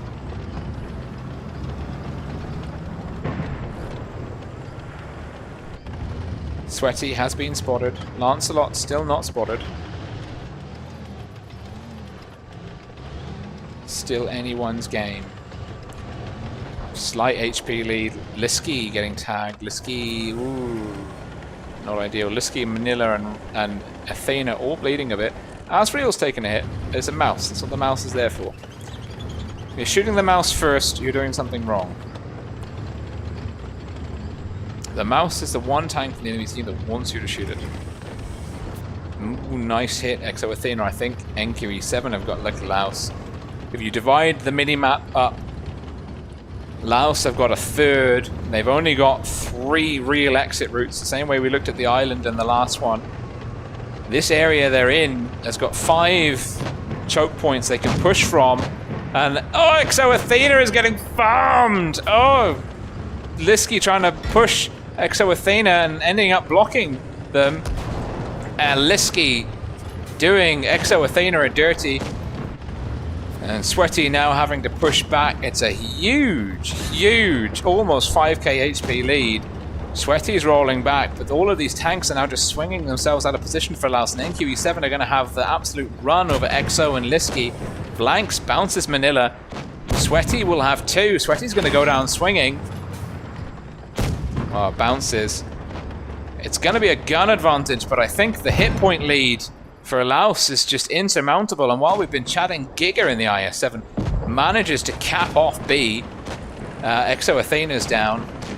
NQE7 are just going to run this one in. They are going to push hard until it is done. Kitsune blanks, bounces. Lancelot will have the kill here. Nice wraparound, great map control. Laos Again, Laos shooting Azrael. It's the wrong tank. Cap points 965. Huge GG to NQE7. They had a tough run, but they are easily the deserved Challengers winners, and a ram kill from Azrael on Beksu to seal in the Challengers trophy. They are the champions of the Challengers tournament. Huge congratulations to NQE7. Commiserations, of course, to Laos. They put up a very good fight, ultimately succumbing 5-3. 5-2 to their opponent. That was one hell of a show. I am blown away by the level of gameplay on the Asia Challengers. It's come a long way. There'll be some people that say it's not quite up with the pros of other servers, but I mean, like, it's for a Challengers Cup. Laos and NQE7, like, there was such good gameplay, good focus fire, good rotations, good reads, like knowing when to push, knowing how to receive pushes. That was superb, absolutely superb. I'm just going to refresh and see the the old stuff.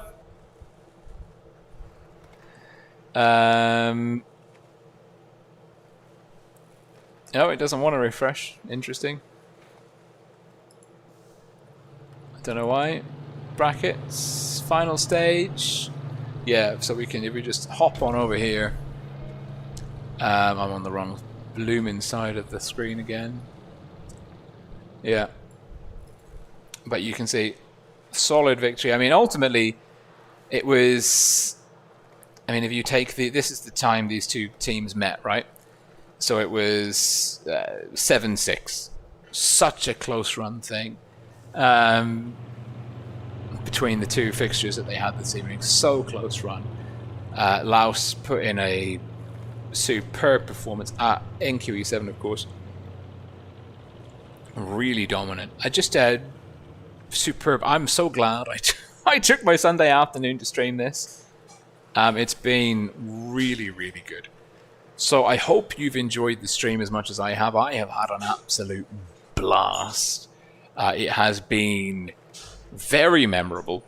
I'm going to be streaming again this evening. I'm going to be streaming basically the same, the final stages of the EU Challengers tournament.